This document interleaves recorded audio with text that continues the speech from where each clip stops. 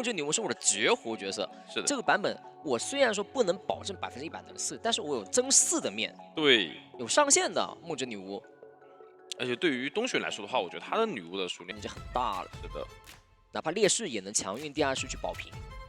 去选择是一个十字形。嗯，这个阵容的话，你强运第2来了，开局直接往小树林走。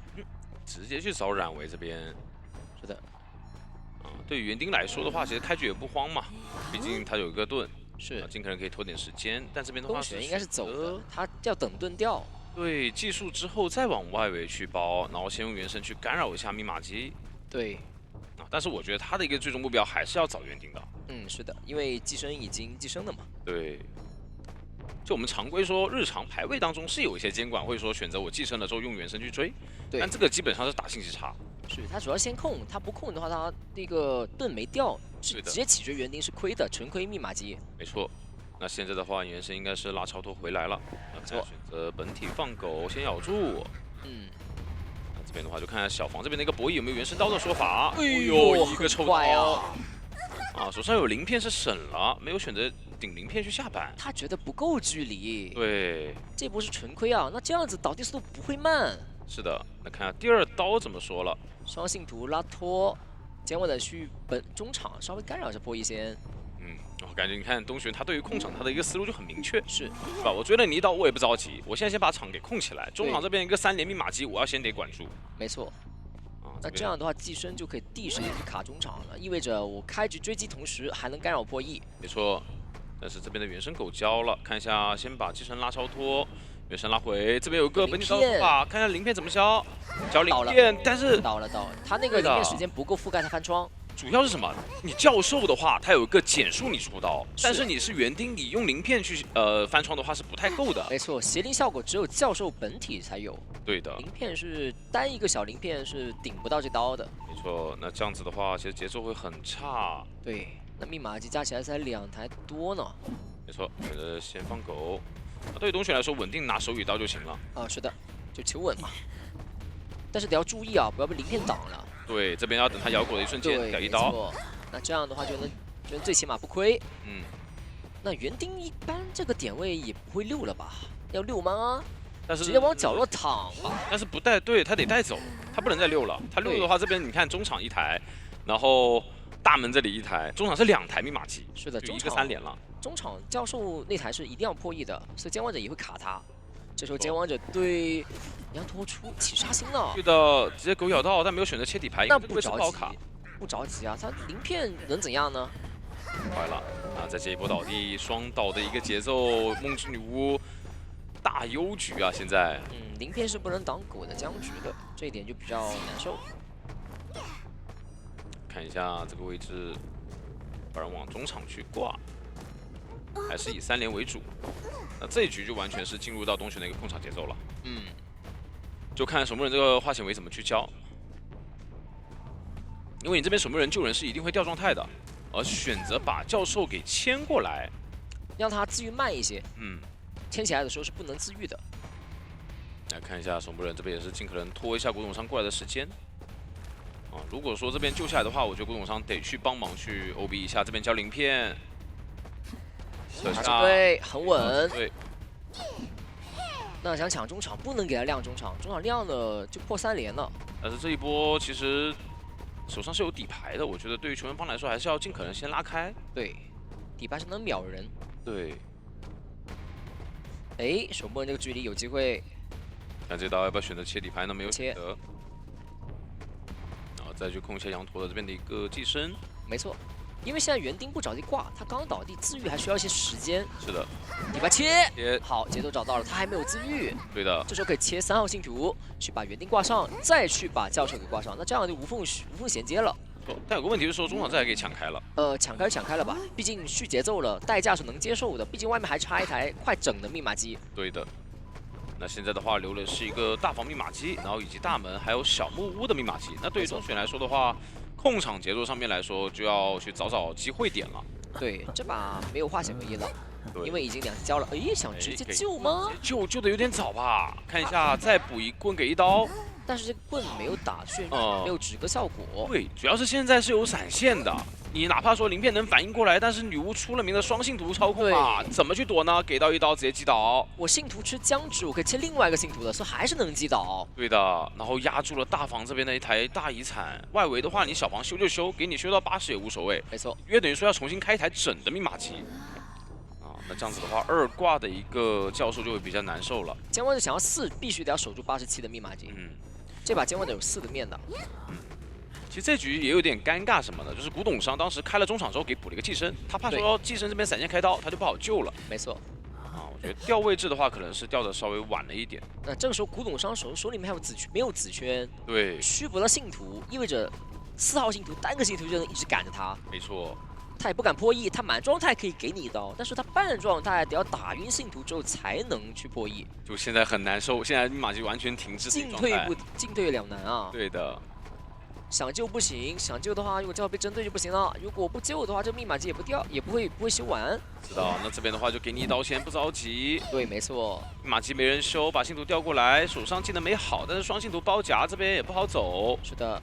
什么没有闪现就飞轮啊！知道他没回光返照了。对的。那这个时候不着急啊，不签了，我先去管压密码机的人就行了。说明闪现是可以直接交的。哎，古董商这边操作，手上有飞轮，有棍。对，这个东西很细啊，把这信徒放过来，以防教授过来偷密码机。对的，那只要把人全部赶走的话，就可以回去挂人。对，但教授也贴过来了，教授还有鳞片，得注意。求生方也在争分夺秒啊，就看现在谁绷不住，先给机会了。没错。那教授那边，密码机这边极限压好了，压好了，能操作一下。但有回光返照的是教授，没有回光返照是以上的人。对的。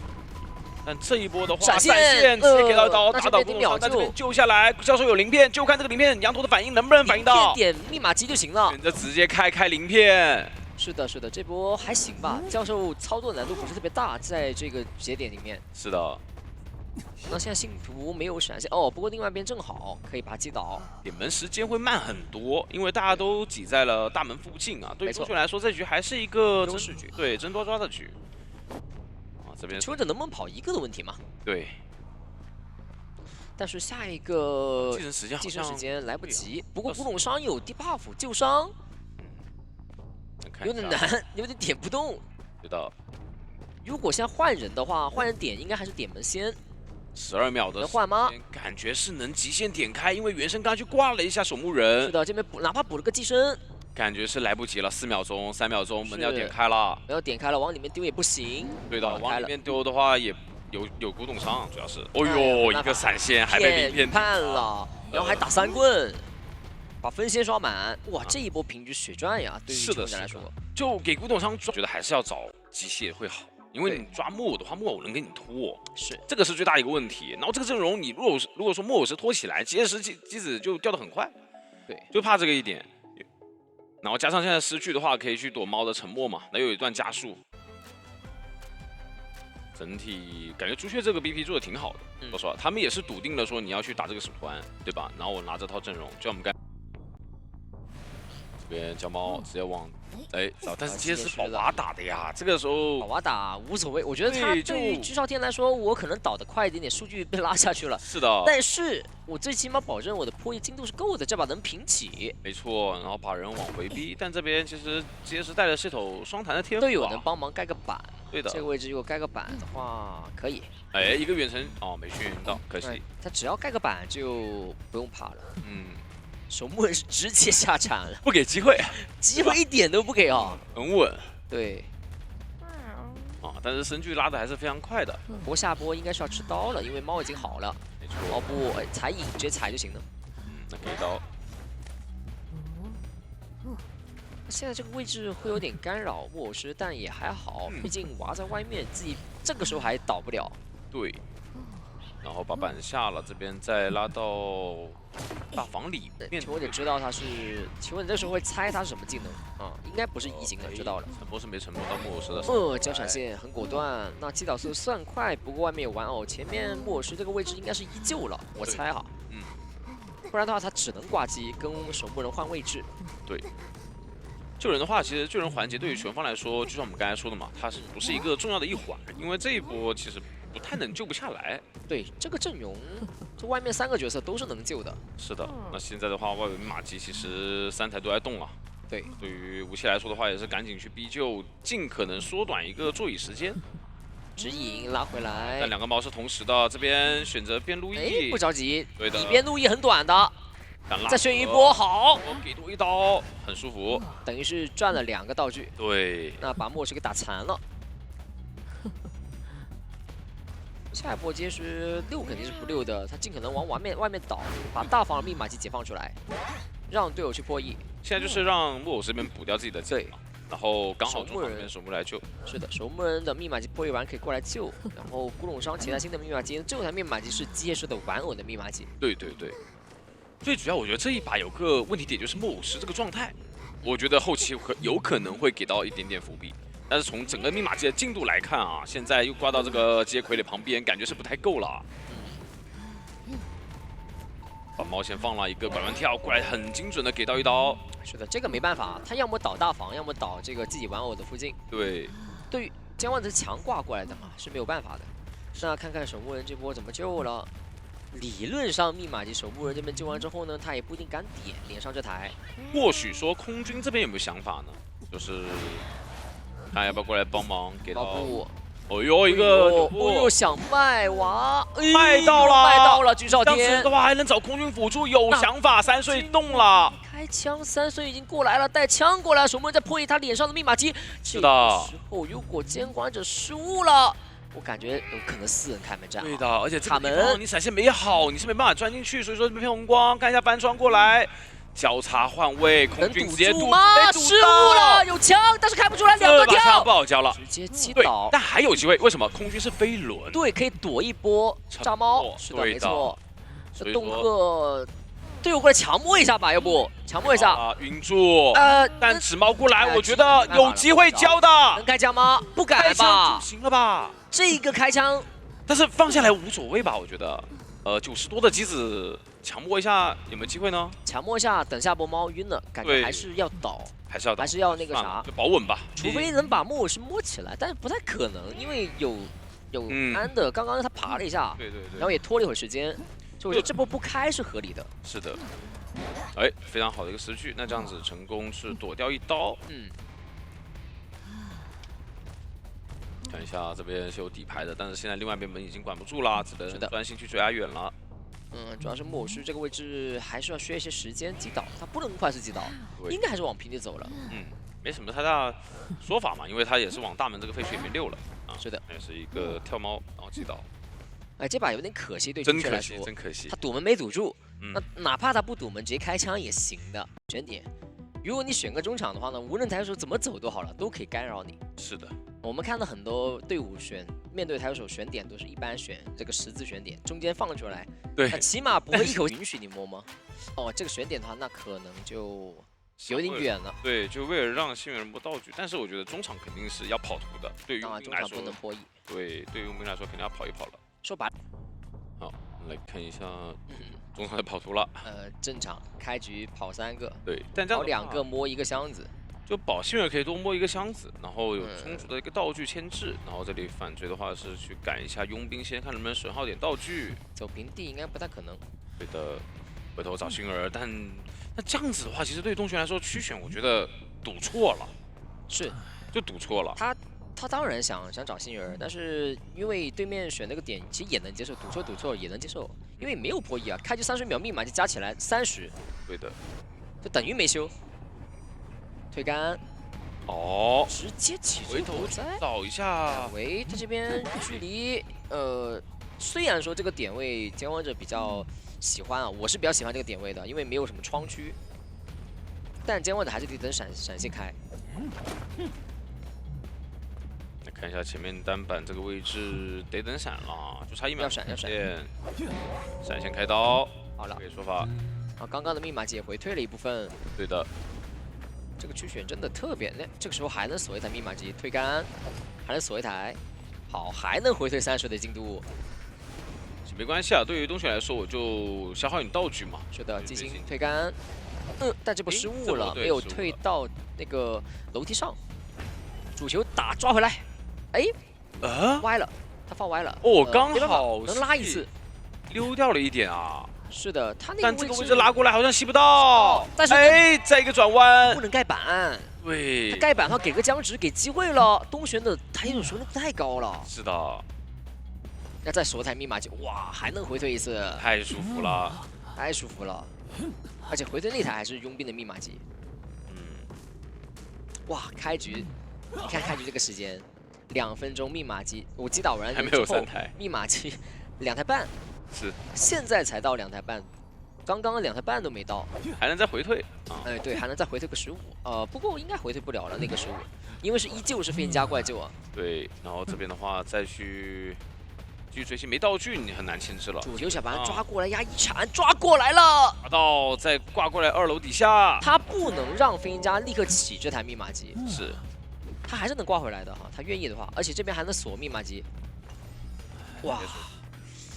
击球点的利用率太高了，东玄每一波击球点我都追击，同时不浪费，都可以锁到密码机。没错，2挂密码机3台没到。那现在对于节奏来说就比较差了，很差，冲着很差。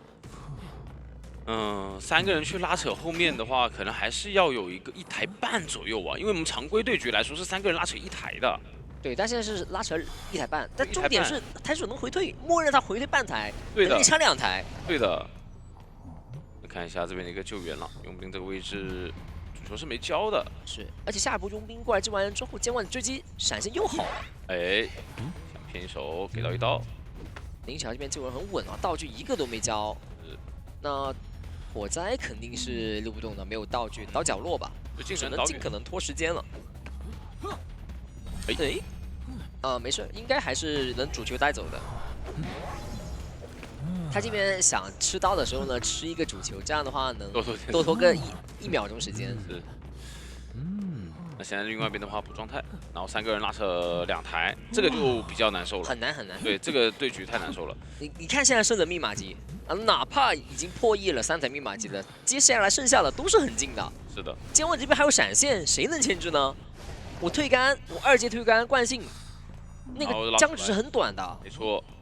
这个位置感觉要排到了，看一下耳鸣是有感觉到了，可以闪现落地刀给到了，很敢打东玄。前面主球在用，看一下能不能逼一个背包。悬停，直接交吗？那这样子拉的距离拉的非常好，能拉到吗？举一下，还能再举一下。我去，差一点点。哎呦，这个角度就差一些啊，差一些啊！羊驼走位是防了一下，往里走了一个慢翻，还不给你踩板。旁边的玩偶，电量还蛮多的。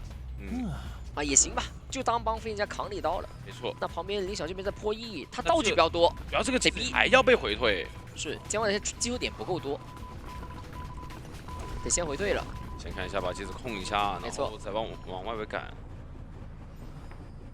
那这个时候的方向很准啊，知道飞行家的位置，不过他没看到，他看到的是小雨，他有香水，对的，得骗，好骗到了，说骗就骗，主球打过去，你敢回退吗？ 回去就抓，回，他不回也得挨刀，无所谓，对，一样的。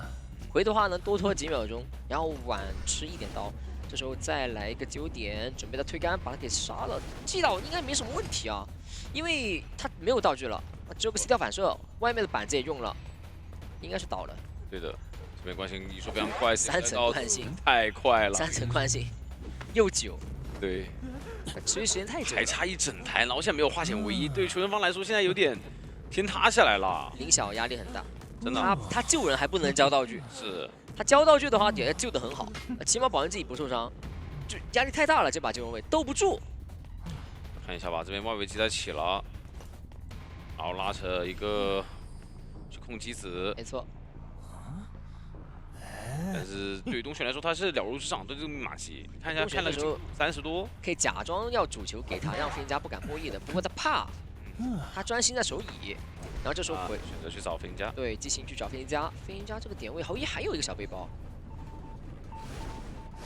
直接退杆，不想浪费击球点，很省啊。不过不浪费击球点，这个背包就逼不到了。哎，不过他不能荡绳。 第一时间荡得要，这时候监管者还没有给到击球点，所以可以荡。推杆去逼别人个背包，好，背包交了没用啊，我惯性打不开啊，3层惯性哎，倒10几秒的时间，是的，那现在的话，现在4层关系呢？对，手椅刚拿了一刀，所以说现在半状态的佣兵，其实对于东玄来说，我可以完全不守这个椅子了。哦，对，我就开始游起来嘛。对，游起来。这边是完全贴脸的一个状态，因为知道你这边肯定要去直接管机子了。对，看一下，先选择封住密码机，主球打过去。主球，东玄他不管密码机，哎，他觉得主球主球能拖，他破译不了多少。对，72，我觉得得去管吧。要不打佣兵一刀再去，佣兵不可能不救的。可以，我看一下。打不打？他想打一刀再去，想把佣兵击倒。闪现给一刀，这时候再去管密码机，他一定会管密码机的，他不会管这飞行家，因为倒地佣兵等于减员，佣兵3个护腕，他再省也没用啊，队友没道具啊，道具又不能给他。对，当慢了，2阶啦，2阶惯性是有，哎，2阶它应该是有加成的，虽然那个加成写上去的数字不多，但感官上快很多的，有一点的。那现在的话，只能原地开摸，密码机完全停滞，又在回退，然后这个时候再去抓飞行家跟佣兵这边道具都不多了。是的，看下佣兵这边还有3个护腕，能不能说来一波护腕操作一下？3个护腕压力很大，这把林晓他兜不住。对，主要是现在挂遗产了，挂的是多的这台。对他哪怕再省道具也好了，他再多道具也好了，队友那边扛不住，没办法弹过来，但是还是要给刀。球先抓一个，再 A 一个。对，我的天哪！那你出来的话还得交换，哦，交出来还行。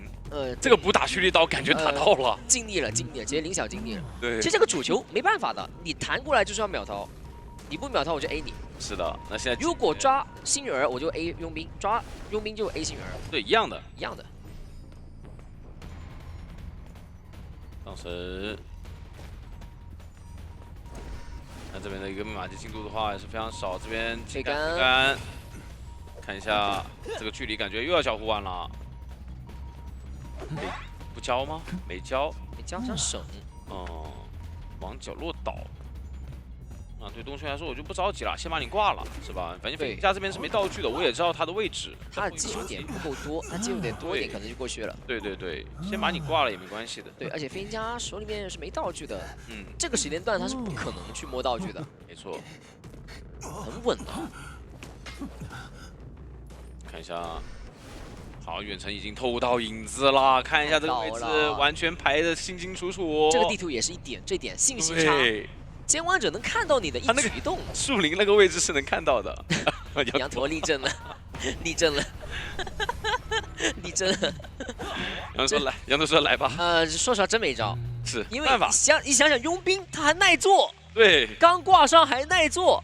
道具上面来说损耗就不会太多，所以它不像艾维，我自己去追一个，然后我还能用一个第4人去管一下密码机，管一下密码机。对，而且歌剧的话，我觉得有个好处，它可能更多是在于自身的一个熟练度，对吧？它就没有什么太大的天敌，我觉得它如果熟练度高的话，其实基本上都能追一追的。是的，因为它选左边，一样的，也是压中场，干扰破译。对，那这样子的话，上端的2个人可能就需要被赶一赶嘛。飞行家继续篝火嘛。对，他直接。来看一下这边起追的话，是先往大房走，找弓箭手。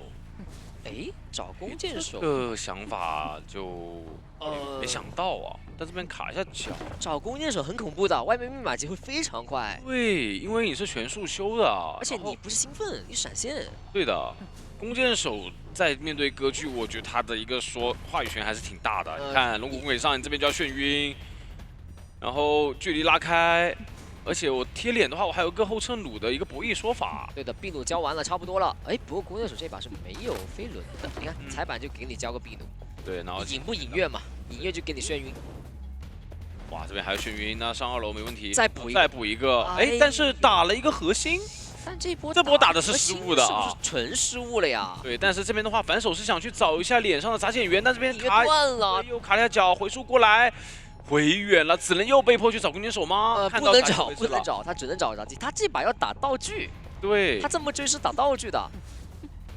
来上2楼这边球交过，感觉是有一刀的手法，但有一刀了，好慢的一速，小心，他不能靠近边边，靠近边边的话，有可能来个落地斩。刀，对的，对，给你整个低包斩，所以这波往回走了一下，3岁还是很稳的。对，留个残影。那前面双板博弈，但是有闪现在手，骗翻给了一刀。哎呦，天哪，这波压力太给了，太足了。因为我闪现，你怎么翻都好了，都一样的。没错。那我前期干扰波一潜能逼了弓箭手的3个道具，还能接受啊？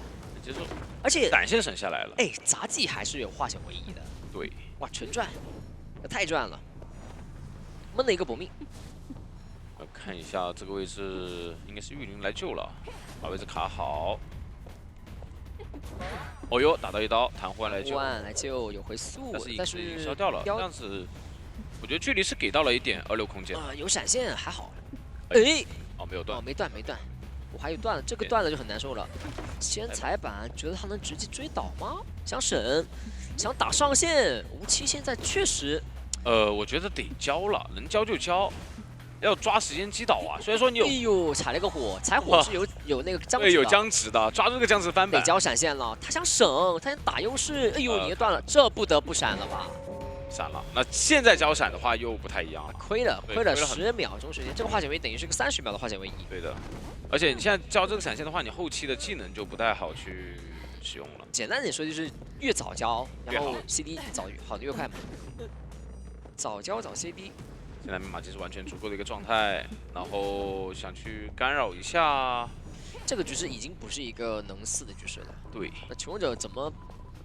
不过杂技没有回光返照，倒是平局监温的应该是没问题的。有换弹过来，打针对吧？打针对保分，第3把保护瓶7比2，总比其他比分更好。打针对，救下来，打针对，打到了。那这个时候求生者只要开门战。 不放回，基本上问题不大。因为飞行家有悬艇，有道具。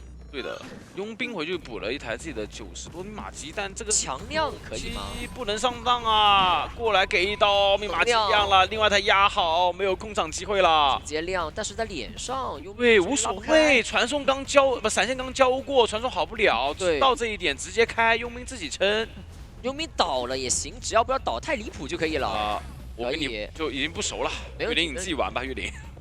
这个时候你挂上再过去来不及了，已经来不及了，稳稳的一个平局，可以了，对，确完成一个很好的任务了。是的，只要位置已经安排好了嘛，你当时飞行家也在那个篝火那边，对吧？然后门也是第一时间点上的，没错。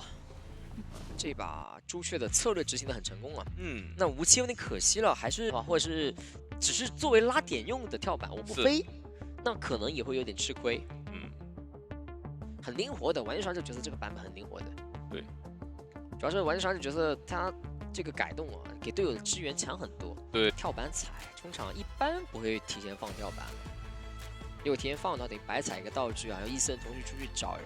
那监望者这个选点，其实艾维来说是舒服的，我觉得。啊，看下前期这里的话，应该是还是往中央走。 位置也是反绕回来去修你脸上出现的密码机了，是。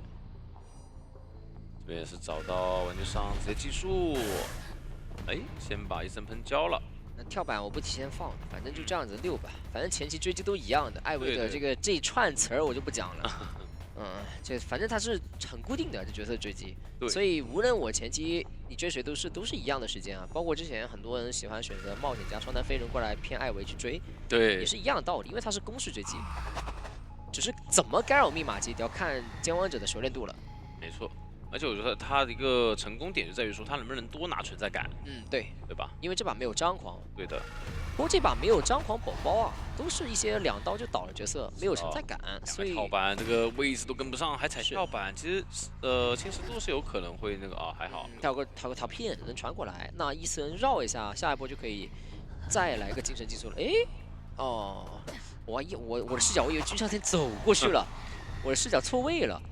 他走过去的话，唯一的一个理解就是想用飞轮去把这个去清金属，但是这59才59，没到斩杀线还好了，他没到60就可能会直接被监望者秒了。但这边拉点的同时会导致密码机。哎，这波闪现开了，得要注意飞轮，飞轮骗掉很稳呐。骗掉67，那这样子技术落地是有倒地的说法的，而且。 他的一个跳板是很远啊，在墓地的位置啊。无期这个选手真的是有潜力啊，他。对。他很稳，他不着急，我骗你飞轮，我再给你，直接秒了。但是因为是前期都是在逛，前期都是慢慢的等精神寄宿的 CD， 所以目前密码机呢也算是2台多一些。对的，那现在再去控一下中场密码机，但这边3是过来，机会啊，监管这把，这把真有机会啊，监管者。哎呦，长球撞救，给存在感，他太懂了，哇，一点存在感都对，就太懂了，没有张狂的声音啊。第一刀的时候没有咚咚，对，我知道你没有存在感，我就撞救了，一点都不给你。你只要不2阶的话，其实这一把对于玄方来说，3人拉扯很好打的。我淘汰给你啊，君少天是谁？我不认识了，掰了，不认识。那剩下3个人，你没2阶你怎么追呢？一个火灾，一个气象，一个前锋。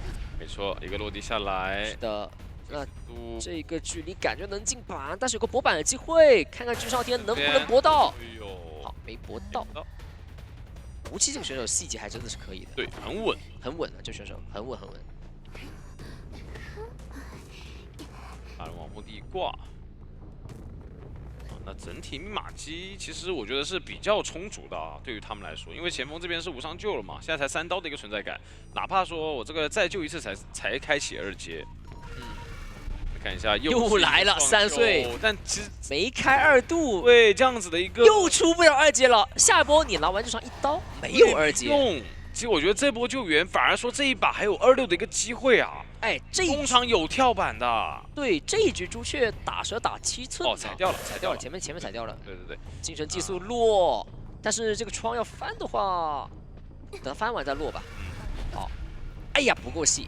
翻完再落才行。对，他是没翻完就落，陶片会在身后生成的。是的，都翻了个窗，那不过也没关系啊，等个一直本下还有1秒钟 CD 马上就好。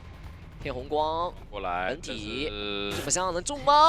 中到了，中了，那没事儿。前锋过来拖时间。前锋只是装模作样的。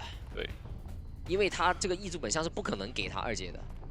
但如果说有如果吗？你觉得？没有如果了。但是给2阶了呀。但是这其实有点得不偿失，我觉得没必要啊。对，得不偿失啊。存者开2台了，但我觉得能控住啊，对于吴奇来说是一个机会点。他2阶有底牌，还真有一些机会。说法了，现在。那没关系，这台密码先不管，然后另外一边前锋看看能不能摸一根针。看一下这边。哎呦，要命了！这个针要命了，这个针太恐怖了。对。太恐怖了，这边肯定管不了的了，没办法了，太克制了。这就是艾维不起追火灾吊水员的弊端，后期他克的你死的。但你起追也很难追，主要是这个问题。你的话就是你怎么去消耗他道具，他可以配合玩具伤，是对吧？这个就很痛点了。所以有2个能互补的，对，位置就很难受。他现在先去把玩具伤破掉的话，就是不让你们去利用这个跳板说断我节奏啊之类的。准备开门战的铺垫了。没错，这边也是本体过来去干扰一下，但是另外一边又起了一台密码机，起3台呀。前锋这边不好状态了，再过来补中场，其实对于吴奇来说完全没有一点的空隙给他，只能说更多的逼道具了。能不能再逼一个道具？我觉得远现在一点都不会交道具了，前面给你个气囊已经够了。他这个气囊留开门战了，对，留开门战的。开门战这个气囊是封门的，对。能把你的门，就我是把监管者给封印住了。是的，很恐怖。我觉得重心得把14人调到小门去了。是，密码机给你亮，然后走平地看能不能把火灾道具给逼了，或者是开门战第一时间把他给秒了，不能让他点门。对。这边有底牌，其实开门战还有说法，但是得看吴奇的一个操作怎么去选。是的。像我们之前看到过比赛当中也会有一些切窥视者啊，对吧？然后或者切传送的一些打法，但是我觉得闪现交了切窥视者这个是最划算的一个了。对。给的也行，给的，这个给的，逼他 A 然后直接亮。对。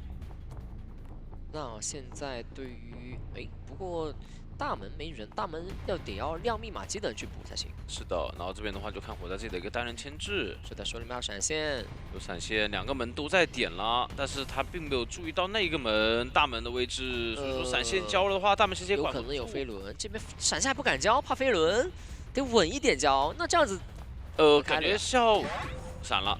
对的，但是大门已经开了，那玉林这边已经点到100了，那这个时候看没人，那大概率知道这边飞到了，是的，出门，前锋还有1/4的球，感觉是拿不住，球肯定拦不住了，那也意味着这把平局了，接下来队友就必须得死掉，死跑了，求生必须得死跑了。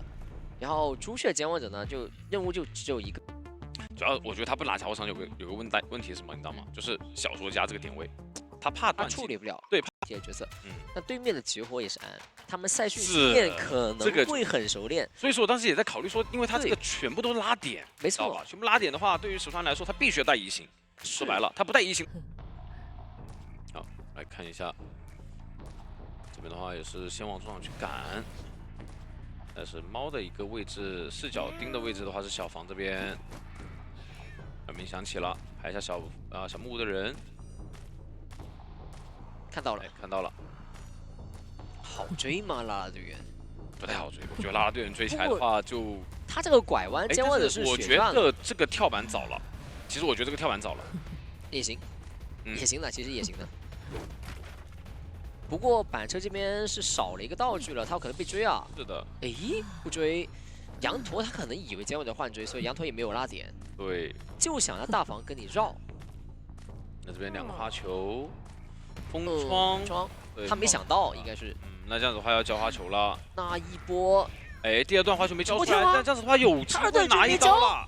对。动赫的时候必须得交第2段的。是的。是僵持吗？刚刚振奋完吗？ 应该振奋，其实很早就振奋了呀。对，我记得刚振奋了就交了。对，他那个鼓舞应该是点慢了。那小玩家过来保人，但是现在手头按手里面是有，哎呦，这个帮忙吃猫很精髓。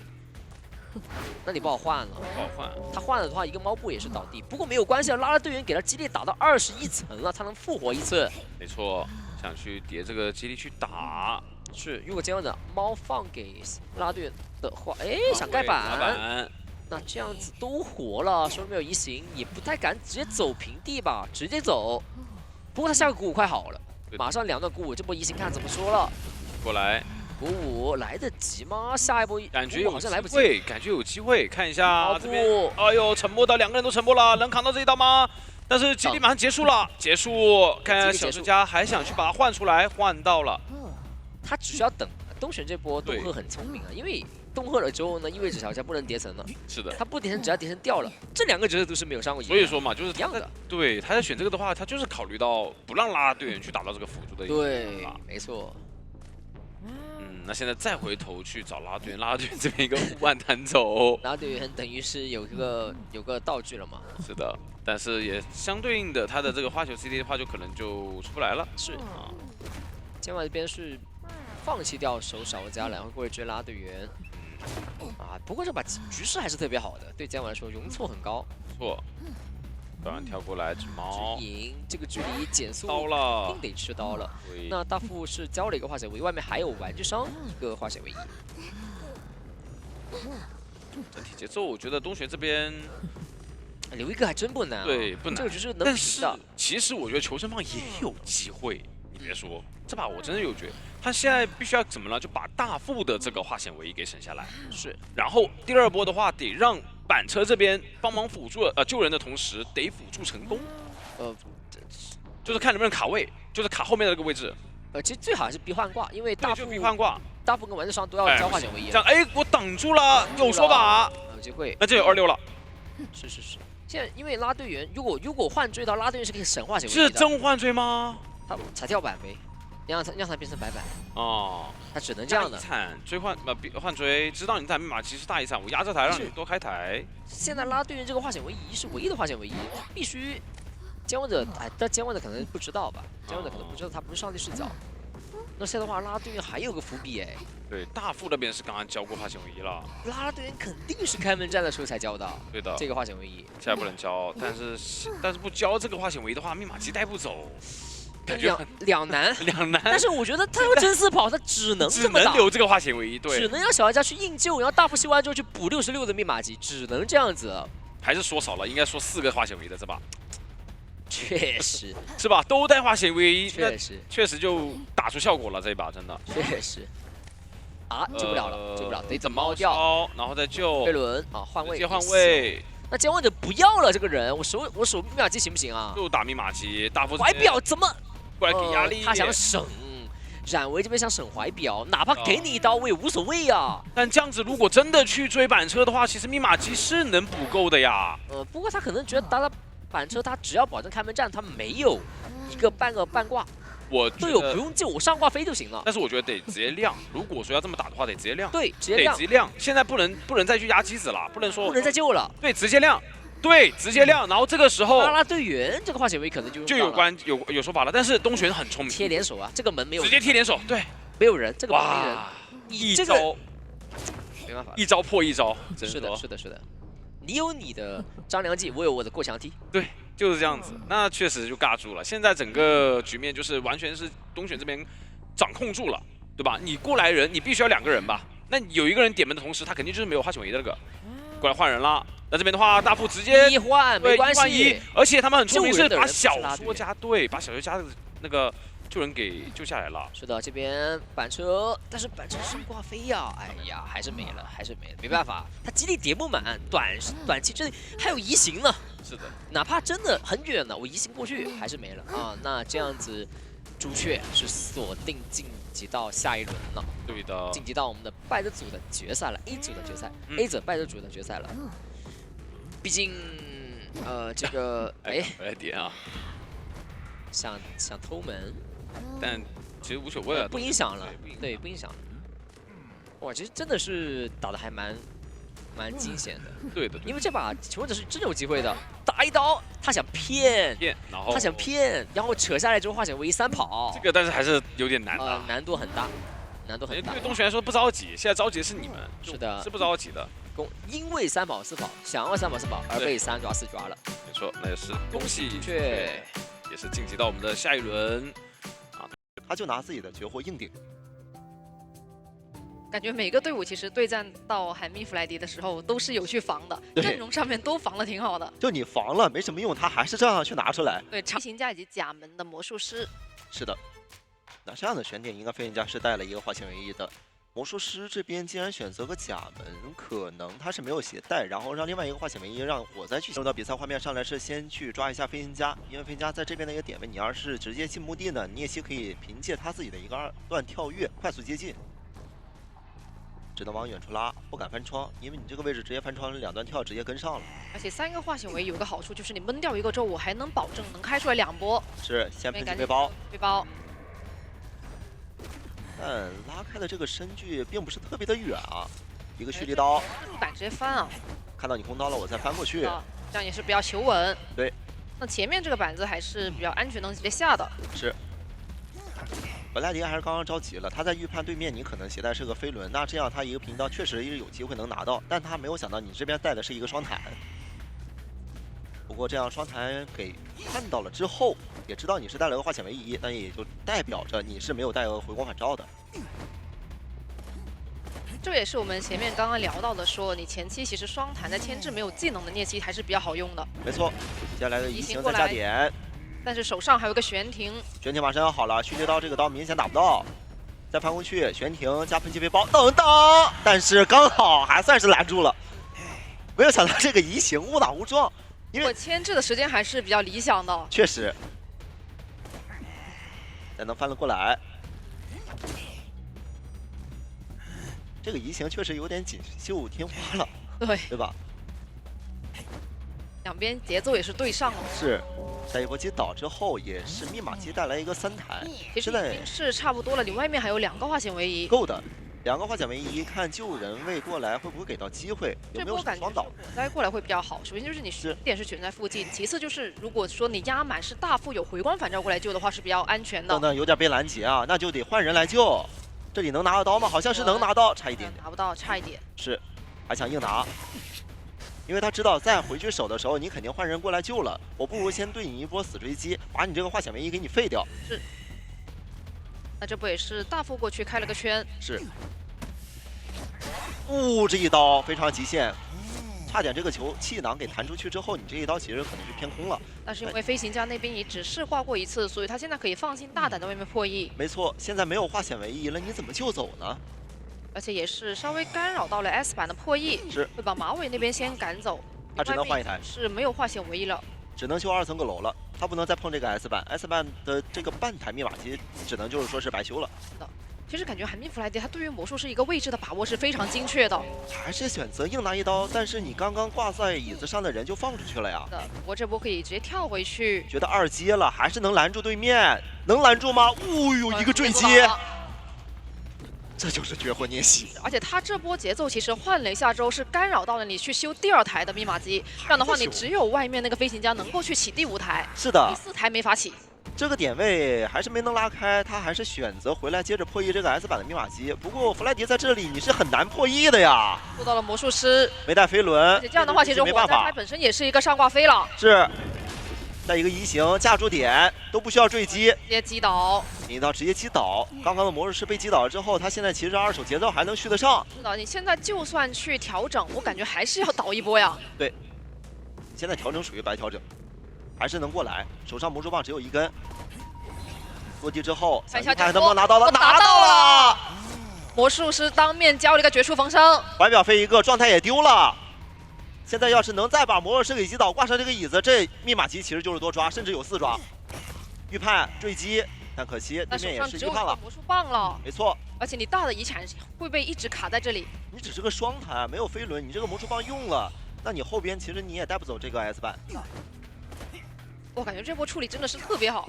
在预判，外边密码机现在已经是还没有破译，两个人是选择先补状态。因为可能考虑到这边密码机也要不起了，再一个落跳，这熟练度这板子还是太夸张了，处理掉吧。这还是有顶的呢，这有顶的，你也记得他还是来回跳跃。是，不过这边其实也牵制不动了，没道具了，再只能跳过来。出来一个他们去互补时机。是，但不过飞行家这边必须要过来补个化险为夷，把人救走。没有化险为夷，这个人他是带不走这个 S 版的密码机的。但感觉他们这把可能会去起心机。你现在 S 版就算带走了，感觉也比较难去破译，因为它不是那种8、90能够给到很大压力的密码机，它是60多的进度。那就看弗莱迪这边能不能快速去追击到对面了，逼对面来救。不过这边飞行家过来的话是带着一瓶香水，没错，相对来说稳定度还是有的。已经发现了，真假回一刀把香水骗出来之后，看能不能打到针对了。这边等他救完之后去打魔术的一个针对就好了。是。不过飞行家这边救人倒是挺稳健的，还给到一波牵制机会。有一个坠击再次判定到。其实感觉这一波可能会去管飞行家更好，因为飞行家已知他没有回光返照。对。这魔术师应该是回去补密码机了吧？是的，而且飞行家跟魔术师其实都是挂过1次的。对。挂在独栋，感觉结局上来说可能会管飞行家更有多抓面。这边独栋还有个地下室，这人其实最好就别救了。他已经在脸上了，感觉也不得不救了。这个怀表其实最好是留着，但现在弗兰迪好像也知道你对面的一个想法，我逼你来救，把你的怀表给你逼出来。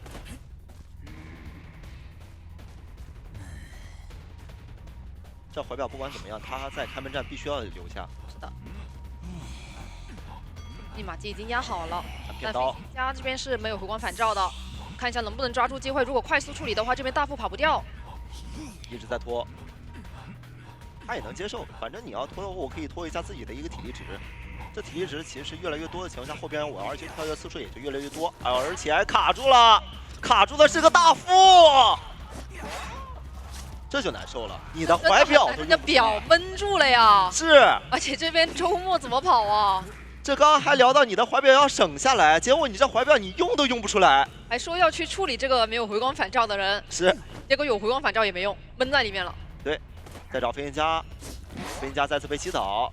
那边的门你现在要去管吗？直接切传送，还是想摊一波4抓了？那边没有道具，这刀其实是能来得及，能拦吗？但是没能看到这个门缝中钻进去了一个人。就感觉非常的极限，很有机会能拦下来的。真能拦！如果说他刚刚看到，其实这一刀挥出去，这个人其实就能留在门口。而且他其实处理的还算比较快的，所以可能在他的心里，他觉得那个门应该是差一点点的。其实也是非常极限的一个时间能点开。是。他其实会觉得是魔术师，你会直接走开，而不是对他觉得魔术师走开了，所以他刚刚一个视野跟他本身排点的方向是往外面排的。没想到这个魔术师刚好极限角色在打这个阵容。抓调香好像挺不错的，但抓其他的有点费力，得去一波一波的消耗道具才行。对，他要是抓调香，就是你哪怕你把这个香水放出来了，我无所。那这个选在了 S 版旁边的台球手，是可以直接先去中朝把你密码机干扰一波，然后再去找这个调香师，拖一下自己的一个闪现 CD。好，进入到比赛画面，上来会选择先去干扰一波中场吗？还是说是想直接追击这边的调香师？但这边也没出来。这里他的耳鸣只能说是中场给到的，中场实在太近了。对，因为调香师那边也是选择了先在拐角处看一下你来不来。对。想先干扰密码机，他并不是想直接追。2楼底那个也跑了。全干扰一遍。不过对于台球手来说还是比较能接受的吧，毕竟也是要等到闪现好的时候才比较好开刀。是的。现在还有20多秒，准备找调香师了。其实前期消耗的密码机也不会说特别多。这是封住了几台密码机啊？至少2台吧。好像甲门的没封住。是的，封住了2台，一个中场，一个2层楼。这里还想要再换，找个呱呱。呱呱这边守门人，但是这边想着再接着绕吗？就想等自己的闪现稳定出来之后，我们拿刀。是的，过来找一下 S 版的雨秘书。哇，密码机全给你封住了。交闪吗？直接想骗魔术棒，但这一刀不像是在骗啊。文杰拿一刀，满台想要直接拉开，但现在就开始主球了。主球只要能命中，这个节奏肯定很好，甚至太好了。这波主球能夹住点吗？但封不太住啊，不封板口吗？哎，还是吸到了。是的，没有飞轮，那么这一刀就能稳定拿了。但这个击倒的话，其实还是比较偏快的，因为你前期其实4个人都在轮流被干扰，导致密码机不够。是的。感觉对于台球手来说，这把有非常大的控场空间啊。S 版这边密码机要扣光了，好像还能再扣一次，中场再扣。台球手现在的节奏非常的好，因为你现在密码机你没有办法及时能补开，那么我现在能给你倒退很多。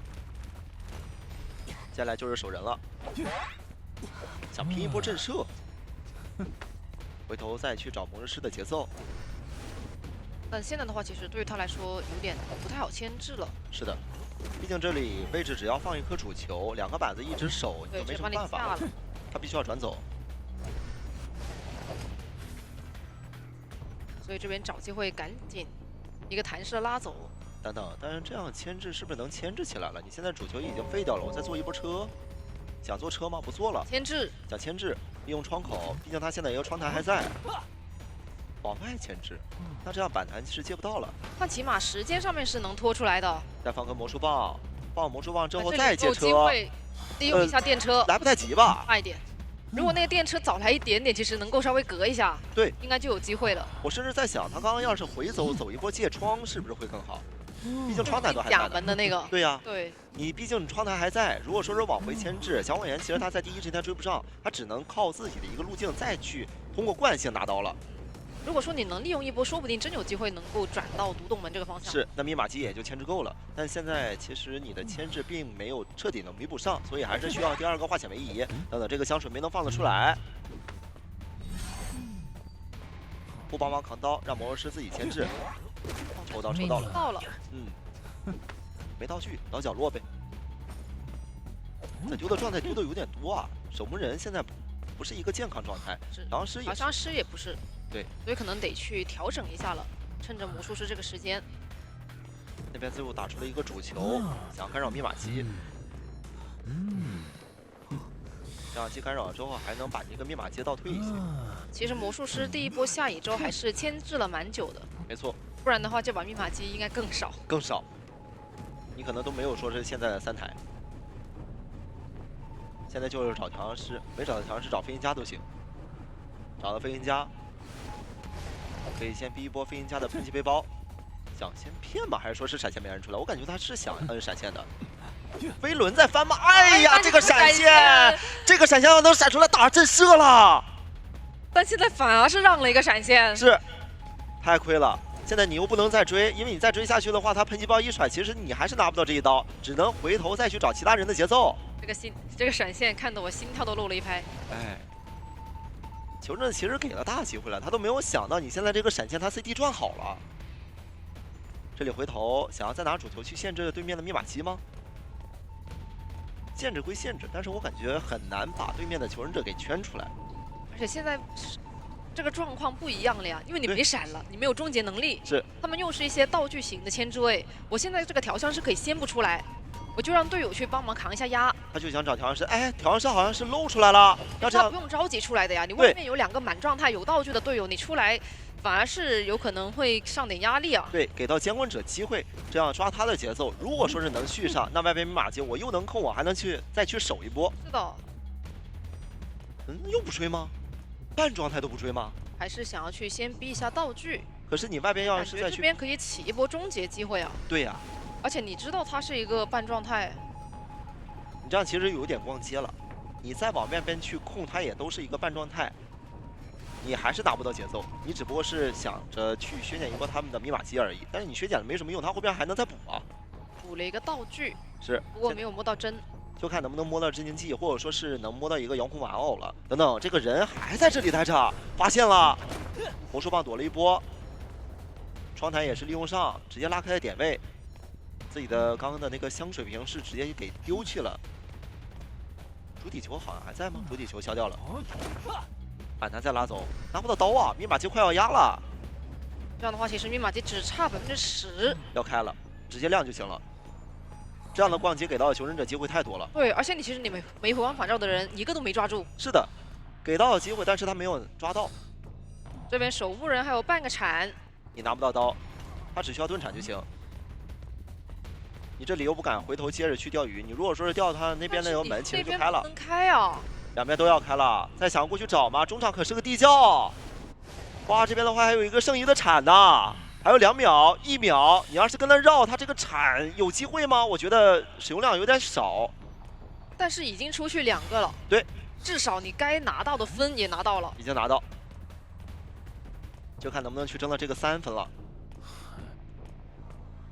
想再去绕，越绕越远了。手里还有闪现，终结能力倒是还在的。这刀可不能出。要回头走，是不着急，反正自己的挽留还有个63秒，想先架个点，让这个主球把这个地窖口封住。他怕守墓人手上还有一些其他的道具。不过守墓人这边其实一直没有露身位。对，现在已经打到了这种阶段，监管者其实已经算不清了。等等，你这个视野不能让出去太多吧？你要是让出去太多，他其实不着急，因为对于守墓人来说，可以拖你的挽留时间。不着急归不着急，但是你这个位置让出去太多，守墓人也没冲。不是守墓人不着急，但台球手很着急啊。太着急了。他现在说，哎，我刚刚还有60多秒，现在只有30秒了。你还能找到吗？通过这个耳鸣判断出来，他好像就在独栋附近。能找到，但是看的方向看错了呀。挽留。等等，20秒，求生者着急了，让出来一点身位，拿到这一刀。那还是成功保下了平，很险。你要说这个视野，你再没能看到他，到时候拉队员一配合上，点上这个激励，你就算移形能追上，也不一定能稳拿这一刀。我就想着这边是选择了左边的秋千处，但这个点位的话，其实有点不太好追拉队员。要不先干扰中场，然后再去找。上来找枪中场，但眼看着还是瞅一下这边的火灾的方向。不过也是看到了参议，他直接没有修，不想找到那边去赶。我觉得他还是想要去找这个气象的，找气象了。一直在看，他有看这个火灾有没有钓鱼成功？啊，钓鱼钓到了。那感觉这样的话就不找气象了呀？那就直接追了，有点太大胆了。是，这边依靠窗台直接拉开点。走到了一个圈范围内，再给上一个树，这样的话反而架直接把这个板区给架住了吗？好像位置不够吧。再放一个树，这样一个气囊，想木鸭吗？骗到了一波鬼火吗？没能骗到。落点非常不好啊。再加点，这一刀的话肯定是能拿到，因为它是蓄力刀，但是没能带着冲动，不过无所谓了。反正该拿到还是得拿到。是，第一刀拿的比较快，现在张狂也一响，求生者也知道了。然后再放一下这个气囊，气囊一弹，这个鬼火其实想要预判的去拉，不过暂时还没有交闪的身位。没错。先看一下这波紫火，过来的话吃不出闪了。我怎么记得这边的猎人木屋好像是个地下室？地下室在河道。哦，但是李秀可以就近的挂一处椅子，让人来救。拉拉队员这边是没有化险为夷的，气象比较远，只能大夫来。想打配合吗？如果不打配合，那就保平。你要打配合，就是大副跟拉拉队员一起来救，一个人救一个给激励。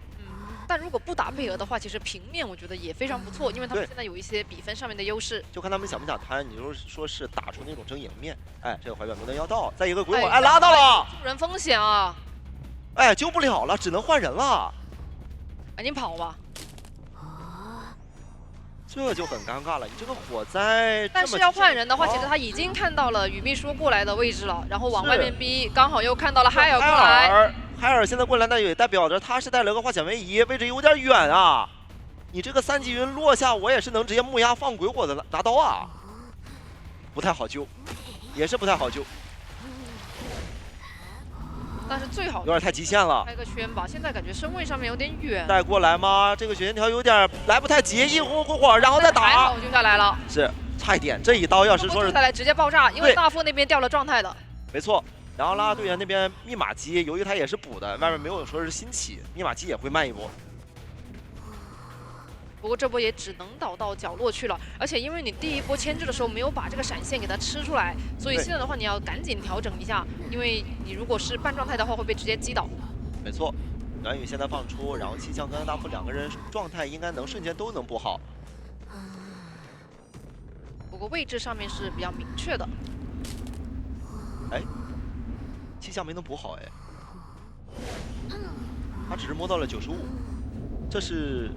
这松手了吗？对啊，已经摸到了95，为什么要松手呢？哎，等等，这个鬼火又中了！天哪，2个怀表全都逼出来了。你2个表都交完了，还是个半状态。然后你气象还没摸好，就摸到了95啊！这个有点太亏了，或者说是他们打得太着急了，没能发现到。感觉有点没绷住，而且这边的话也是把海尔的身位骗下来。哇，又中！两边的绝活大比拼。他这个火在这一局10个中9个了吧？感觉就只有那个拉加速火，拉一开始火灾那个。没错，这一中，但是那个因为是加速火省闪现用的，所以也无伤大雅。现在就是手乙了，你大副现在有化险为夷，但你救不了人，想要摸箱子，看能不能给自己补上一些道具。那你摸什么护腕之类的都没什么用啊，摸的还是个半根香水，你半状态的香水嘛。不过再一拉没能拉中，但想要卡一个过半，双方在一个博弈当中，能打个震慑吗？还行，而且出了刀。那你现在密码机还差2台要去补。对。哦呦，又有火又中，又命中了大副，感觉是直接贴脸就过来就中了个火。是。大副这把这火吃的有点饱啊，就有点贪吃了。再去找其他人，2个都是半状态。这种局其实现在有点死局了，有点在上帝视角，你其实都有点想不到是该怎么打了。先把这个大副卖了。是。先把这个大副卖了，然后由拉拉队员再去牵制一下。是。看能不能让气象先偷掉那半台密码机。现在只要他看到人，他就会闪现直接交出去，把这个人击倒。 2个半状态的话，因为又挂着一个大副，也已经知道你缺这么多的密码机，小谎言肯定是会在外面比较外圈的地方去排的，不会贴脸手，所以这个大副也不会给到你机会去救。能找到气象吗？气象就在旁边。气象跟大副2个人都是拿了一瓶香水。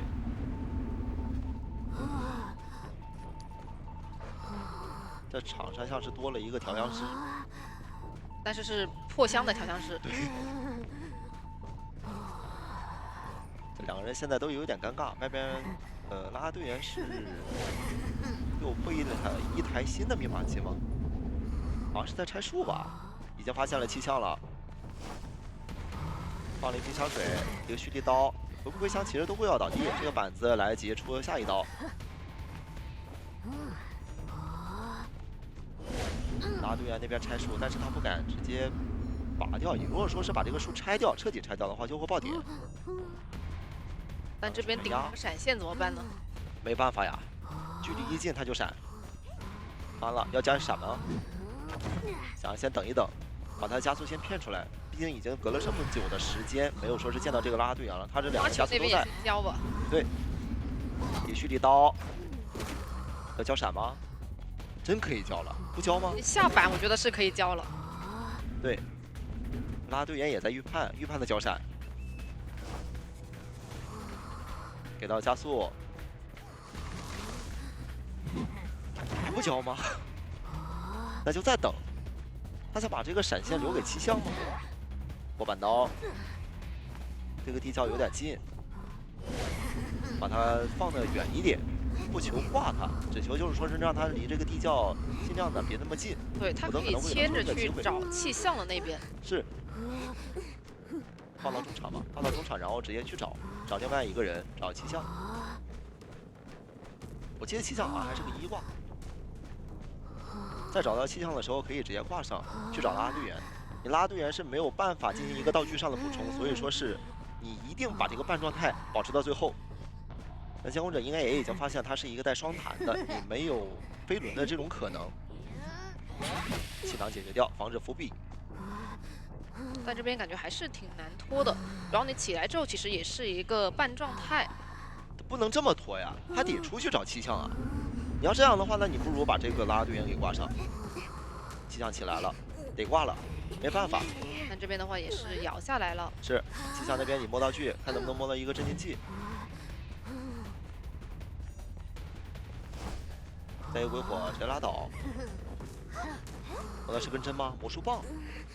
魔术棒的作用没多大呀。感觉今天街司令这边翻箱子，不是魔术棒就是运气不是很好。水。再出去找。他们其实翻了挺多箱子的，这2局看下来，翻了有4个了吧？但都是香水和魔术棒。对，对自身的帮助真的没那么大。再去找这个耳鸣已经出了，因为你手上现在不是根针，你爆点其实是迟早的事情，而且地窖离的位置也比较远，所以迟早能发现。他就算是回到那边的一个猎人木屋去守，其实都行。你已经看到了这个手上的闪现，怎么样也应该交了吧？一个火直接又命中，原地交了个闪，也是直接拿到了一波4抓，拿到5个小积分。哇，小，不过还好这个角色还是比较能争上限的。对，得带兴奋吧。起码你在中期的时候绝对不舒服。中间的话是木偶师、咒术还有弓箭手，把守墓人放在了最远的门。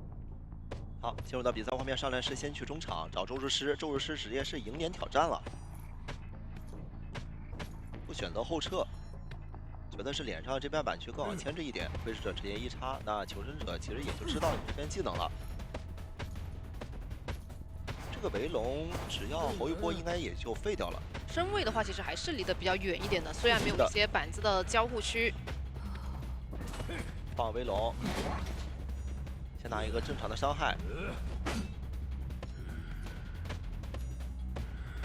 现在的话就看一下下一个围龙。预判直接跳下来了。不过没想到再追击，想要外面直接去找其他人。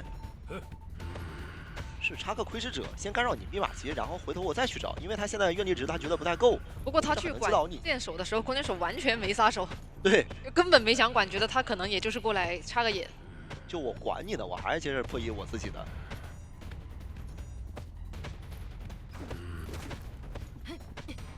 现在一个板弹，板弹这边想要借着一个加速能快速拉开，荡秋千。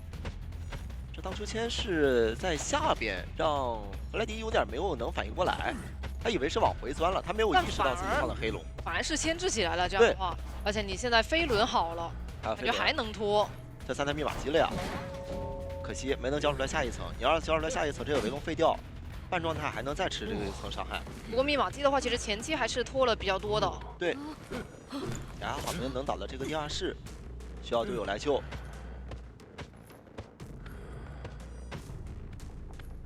也同样的，木偶师想拦截木偶师其实不太容易，你没放龙火就不会变身。直接救下来了，想要预判对面放一个后撤围龙，比方说一个后撤围龙很有可能会打一个震慑。不过对于监管者来说，其实这一波感觉给木偶师的机会也是挺多的。是的，拿完这一刀再去找咒术师，真不舒服呀！他没有带个兴奋，这猴层叠的越来越多，但这一波也没说是能成功释放出来，那就等下一次救援了。他们这把前期的节奏还是比较不错的。是的，所以现在换守护人过来救就行了。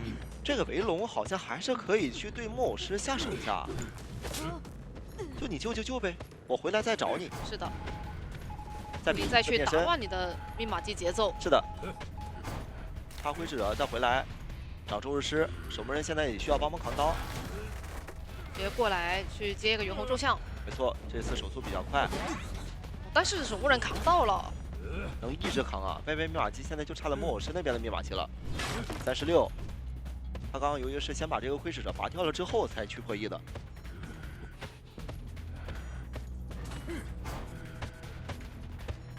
再看卡点，这里的窥视者数量并没有攒够，所以说现在没有办法切底牌。反击博弈，愿力值跟不上啊！密码机马上要够了，过去了。是的。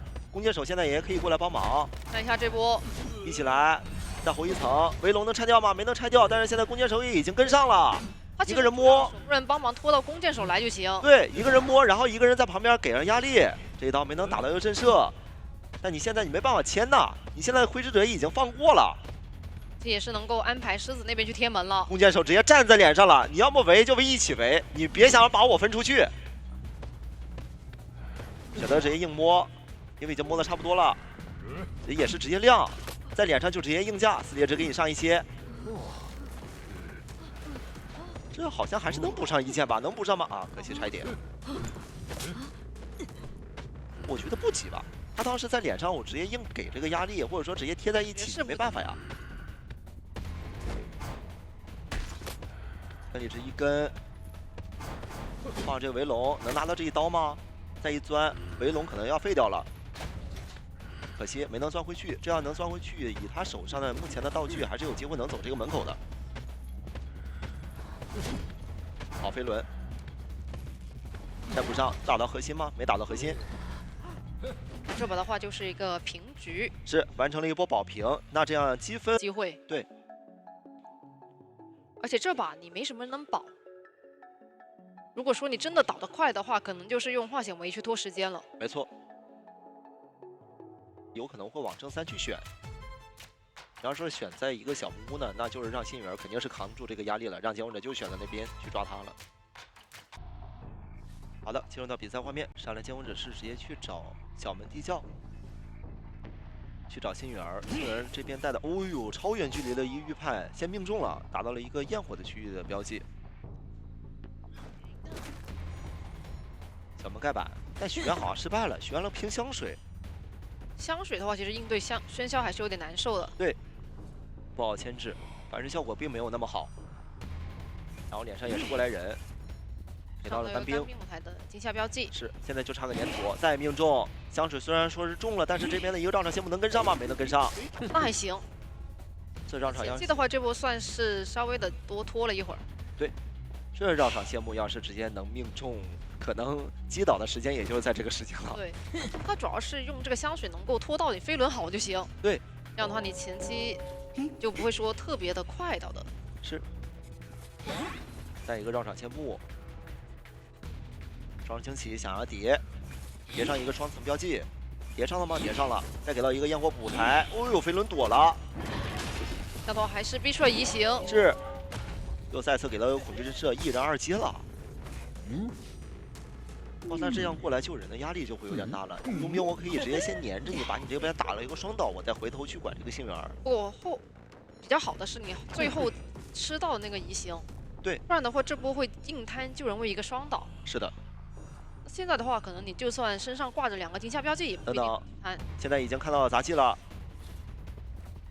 火球这边是已经放在路上，能摊吗？想硬摊双倒，其实确实是可以的。再去打，不想要摊了。想先针对这个幸运儿，知道密码机现在不够，想再补上其实也无所谓。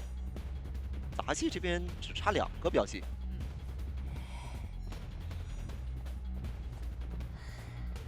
拉到红毯，不想干扰密码机，等一下再过来补上一个化险为夷。但这一波如果你要过来的话，能帮的就只有气象，是，不然的话就只能说是开圈。对，应该是不想着帮了，就想先开圈就行了吧？对。主要这一波其实幸运儿，因为它本身的牵制时间不是特别够，所以你帮出来也很难帮到开门战。没错，这里的空中飞人有点失误。等救下来之后，让佣兵去跟杂技互补一下状态，或者说是直接去找气象。那这个位置只能去找气象了，不能再探佣兵，再探佣兵可能会放幸运儿跑掉。但这边可能也有点牵制不动了。对。外边密码机现在都在破译，不敢浪费时间。喧嚣这种角色，他在一个赶进度条上是实在太快了。你要说是慢一丢，或者是密码机慢这么一层，后边可能就会埋出个伏笔。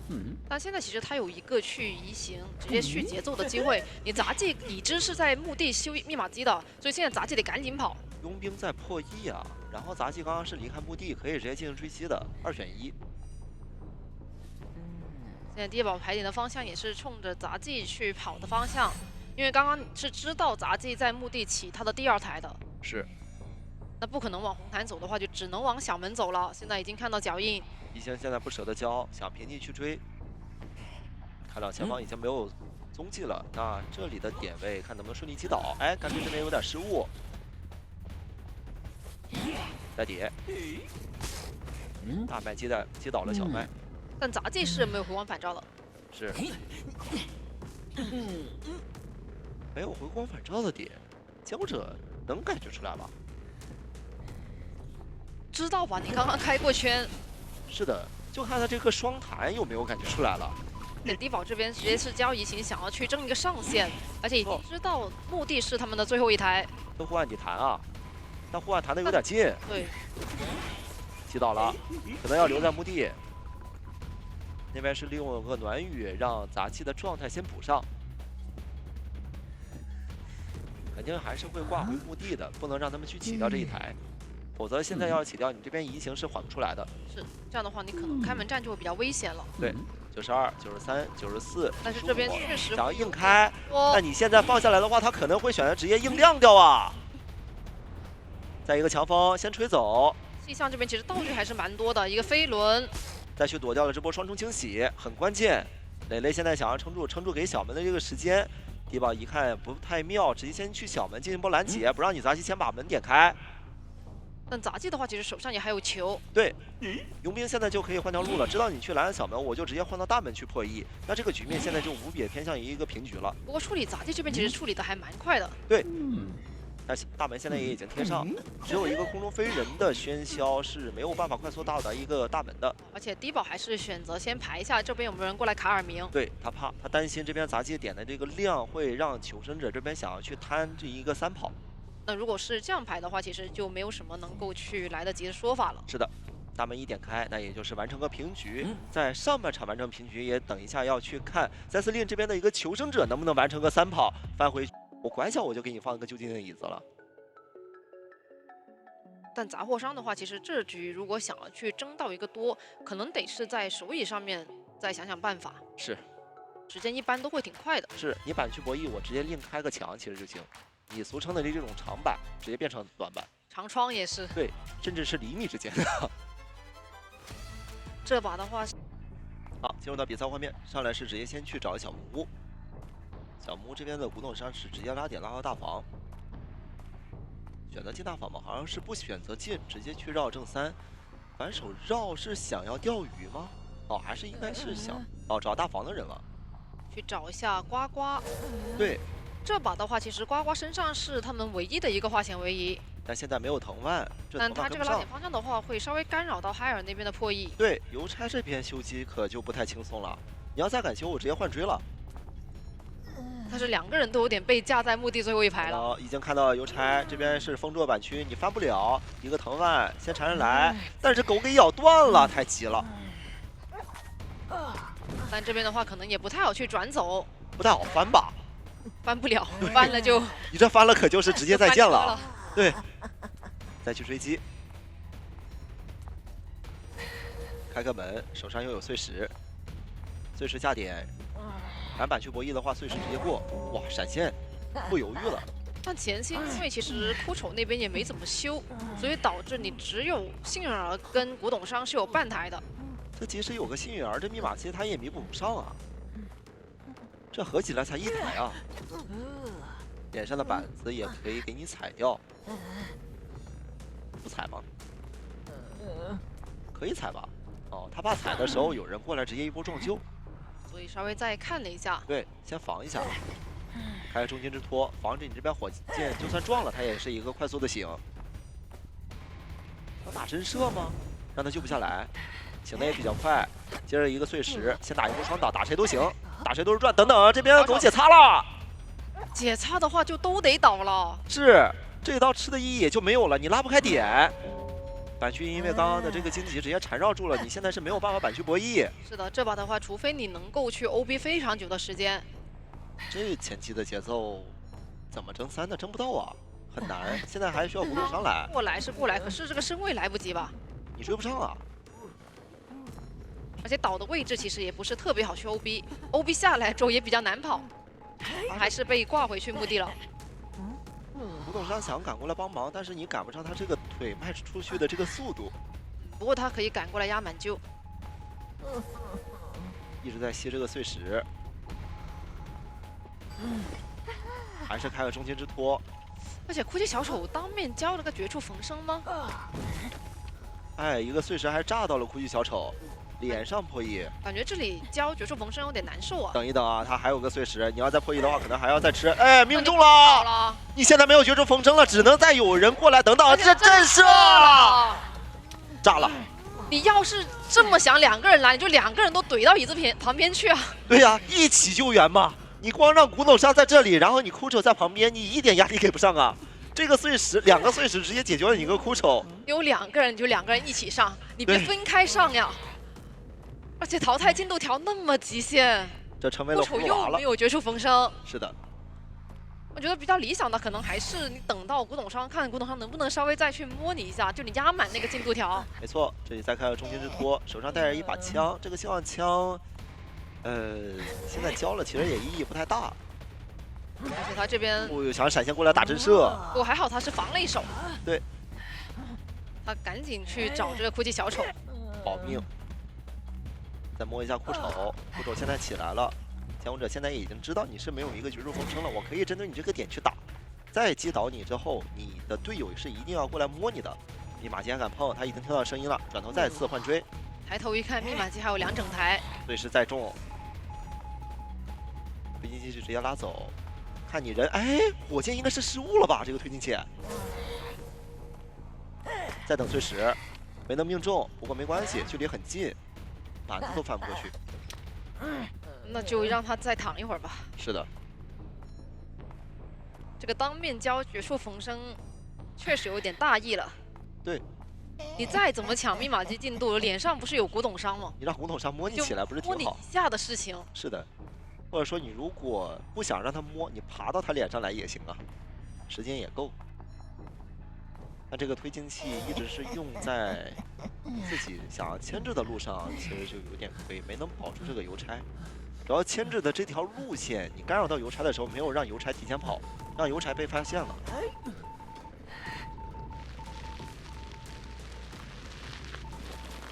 场外现在缠的就近的一个位置，赶一下路。手里还有藤蔓在缠，飞轮想躲，哎，给自己哦，还行，还是打倒了，板子没能盖得下来。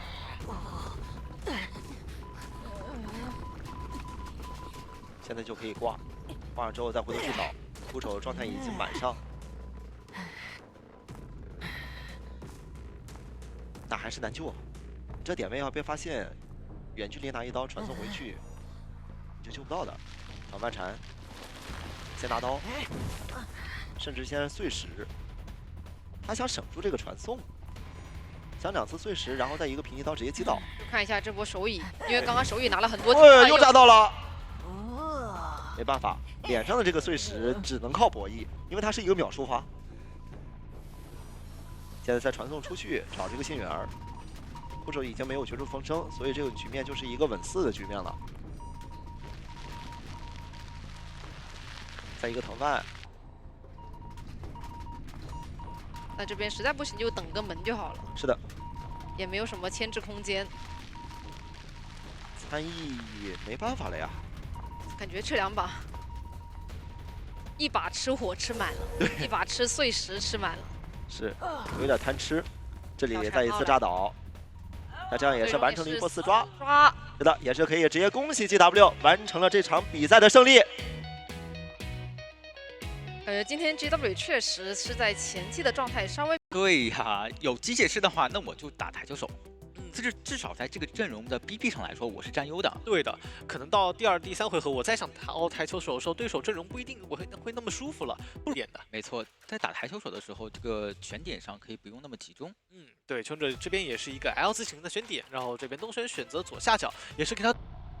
进入比赛来看一下东玄这边，我觉得想法肯定是要去找这手机械师，但是究竟是逛过去还是先去中场绕一圈再追，这是可能要想想看的事情。哎，目前这个打法看下来好像想直接追击机械师的样子。对，然后机械师这边也已经把娃娃藏好了。看看这个位置怎么说了。我觉得得先踩板，然后再准备上车。对他得先攒一下自己的一个击球点。这个娃娃好像是他想用来扛刀，对，用来扛刀。刚刚是在原地那边等了一下，我还以为是在做动作呢，做那个看娃娃的动作。第一个推杆，但是机械师这边是可以安全转到交互区的。来看一下这个位置得踩板，往前面走又能进入的板区，还得再上一波假想腰，想抽刀但是没有抽到。是的，这点位得没办法，真得老老实实踩板了。没错，那这样子前期的牵制时间就拉起来了，可能要等到一个闪现开刀的节奏。看他这个想法，想要去找外围的人，中场这边是一个飞行家可追。对，但是把机械师放在外面，而且娃娃都没打掉，手里没什么存在感。这边可能要教玄庭进行一个拉点。是，哎，但这边被大接住卡到一波，有点小失误了，对的。而且这边闪现没交，开出主球之后，牵制空间就大打折扣了。对，下一波可能你再想去交你的喷气背包就没有那么舒服了。没错，这波对于空调来讲失误还蛮大的。是的，手上有闪现，这边有机会完成击倒吗？先交一波喷气背包骗一波，手里的一个惯性时间持续很长，前面这个位置还能再上一波车。这边可以直接交闪击倒。很漂亮，其实对于他来讲，这个击倒速度很快。对啊，1分30秒的一个击倒节奏，而且你看他手上的击球点还有很多。对，这唯一的好消息来说，就是机械师他的机械回垒保住了，可以保证队伍的一个破译速度。对，这个倒是修的还蛮快的，所以就要看一下接下来双方的拉扯了。主要是飞行家被追，对于全人来讲少一个化险为夷，可能有点难受。对，就没那么快了。看一下主球，想要先封一下回忆，回忆肯定到松手。郭克这边也是考虑到我们只有携带了2手化险为夷，1手在飞行家身上，所以他决定先就保一下飞行家26。对，看一下这波救援怎么说了，手里是没有主球的，对于东升来讲，淘汰进度还有很多，压力不是很大。是的，要慢慢等一等，应该要打针对。哦，2棍直接击退，那这样子飞行家还有一个飞行器是可以进行拉点的。主球看一下能不能把位置封死，哎呦，差一点没封死。没错。然后再补一颗揪点，把那个主球的路径改变一下。是，但是好像有点晚了，那这个都算是被废掉了。那这波反而是没有化险为夷，但是拖出了一个化险为夷的时间。再上倒角落，能够把这个密码机的时间拖出来，外围还有机械玩偶，破译的速度是非常快的。对的，而且空调的导点是非常好的，它不仅拖出了化险为夷时间，而且导在目的地里面，这样子你台球手想去控外侧密码机也没有那么好控。对，最多也就控中场那台密码机，但你看中场那台密码机，我估计差不多要亮了。其实修的挺快的。最后那一台是44的那一台，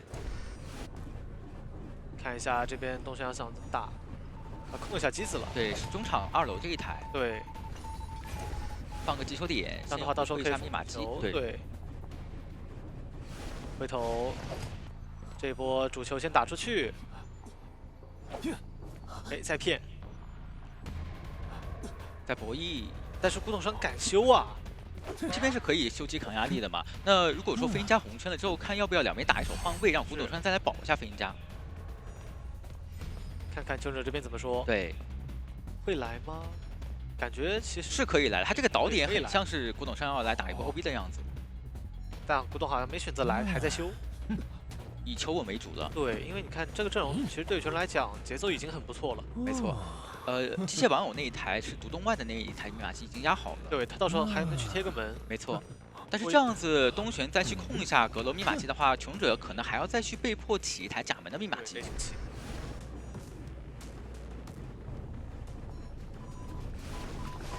哎，有机会能直接压好落地刀，那这个其实可以准备直接开了。对的，强行对东玄来讲，你要封一下这个门。先把这个门用急救点封住，到时候要点门的话，主球可以压。这边是机械玩偶在压密码机，是不会被主球吸走的嘛，所以对于穷者来说，压制空间很大。对。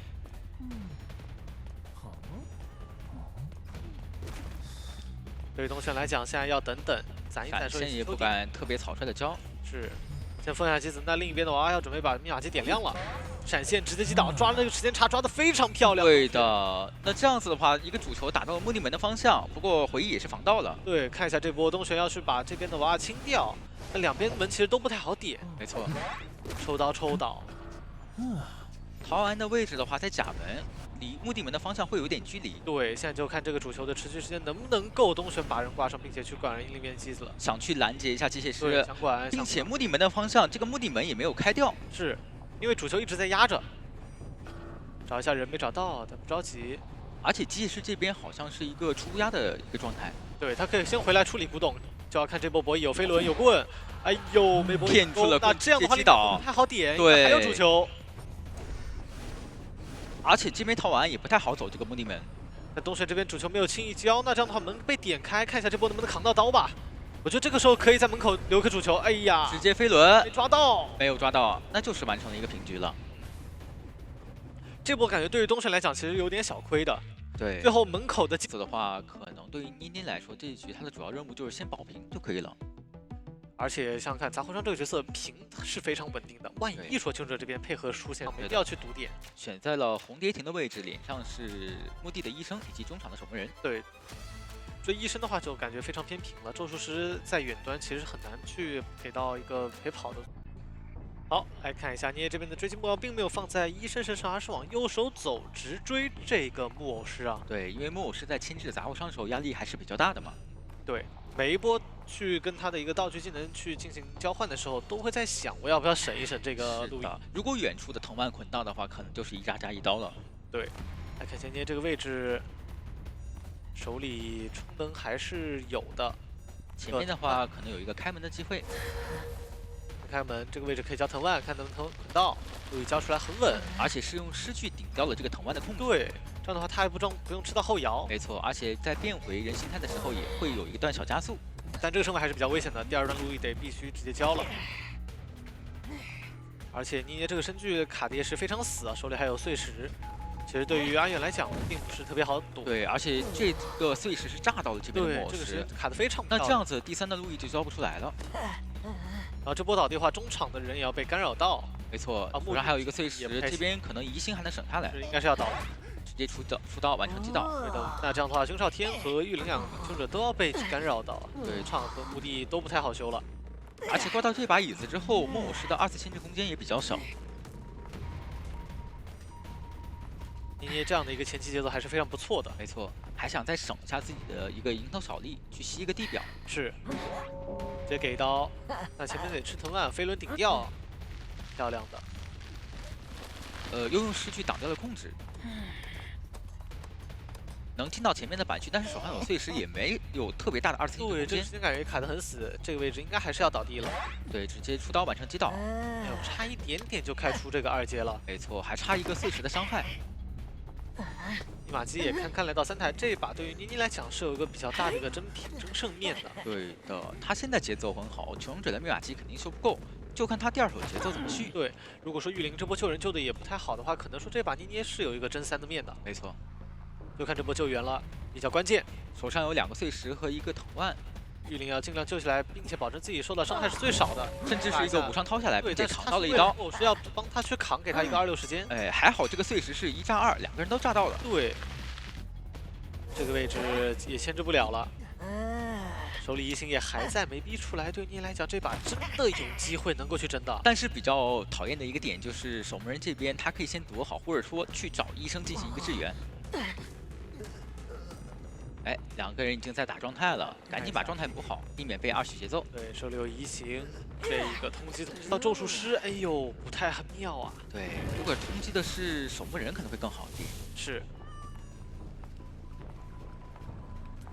这边是能看到脚印的，想想还是要追3岁，因为外围2个人不太确定在哪儿，要排的话时间会花的比较多。是的，这个藤蔓只能先赶个路，然后再开个门。但是碎石这边的状态是已经溢出了，对，重叠了。看看这个位置追击3岁吧，感觉会花很多时间啊。没错，这个藤蔓能捆到吗？哦呦，很灵巧，差一点点。对，但是能赶路贴近一些身位。交出重金之托，打一刀。外侧密码机的话是甲门以及红蝶亭的2台密码机，所以3岁决定往墓地牵制。对，不干扰任何密码机。哎，但这个位置藤蔓有点小卡角，但是不过还是命中了。是的。那这样子的话，2台密码机都还差一个50%的进度，得需要有一个求生者过来救援才行。对，那这样的话，求生者中间就有一个时间差，这把对于妮妮来讲是有机会的。对，而且他们是决定让一个有满产的守门人过来救援，还是比较远的，从甲门到墓地方向的一个位置。对，这样的话，守门人的道具也会被消耗掉，哪怕就是撑到3人开门战，到手开门战的时候，道具也不一定能够撑得过。是的，再吸一个碎石，手上还有一个蝇头小利。这个位置我觉得可以想要去卡一卡，先震一下。哦，又一次是直接掏了下来。但是捏捏这个想法很好，我可以接受你救人不掉。对，而且这边捆到的话有一个双倒的机会，能捆到吗？哎，差一点，差一点，哎，捆到了！那这样碎石可以一刀带走。秒了，这把真有机会要节奏续上了。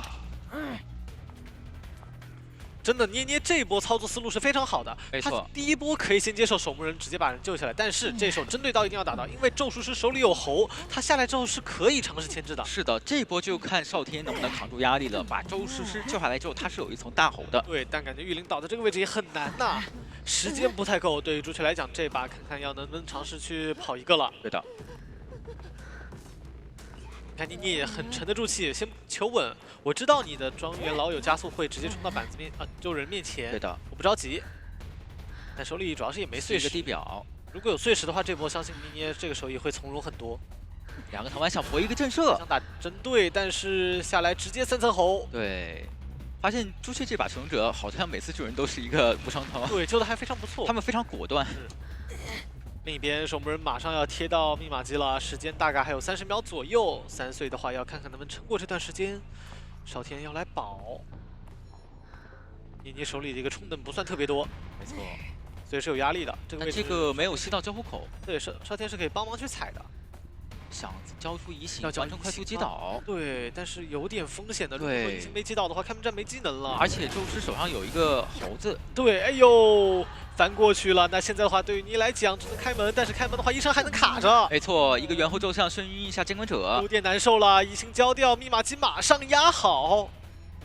现在对于妮妮来讲，感觉有点难受了，要不咱冲等吧，拖点时间呢？对他得先看能不能尽量把自己的移形再拖一下，但求生者肯定会找一个比较强势的交互区，不让你拖移形的。就在前面了，只要进到这个独栋的板区里面，求生者会直接亮。是可以开的，现在亮掉的话是保平是100%的。主要是妮妮手里的一个冲灯也不算特别多，2个藤蔓和1个碎石。对的，板子该掉的话，要不要考虑直接亮机？ 那这样的话，医生手里有飞轮效应，这个点位应该还是比较能溜的。是的，地窖在中场的位置也不算太远。就看一下妮妮的下一个藤蔓了，下一个藤蔓一定要把求生者的位置卡死。那边门马上就要开掉了，有点极限，要交加速，看一下来得及吗？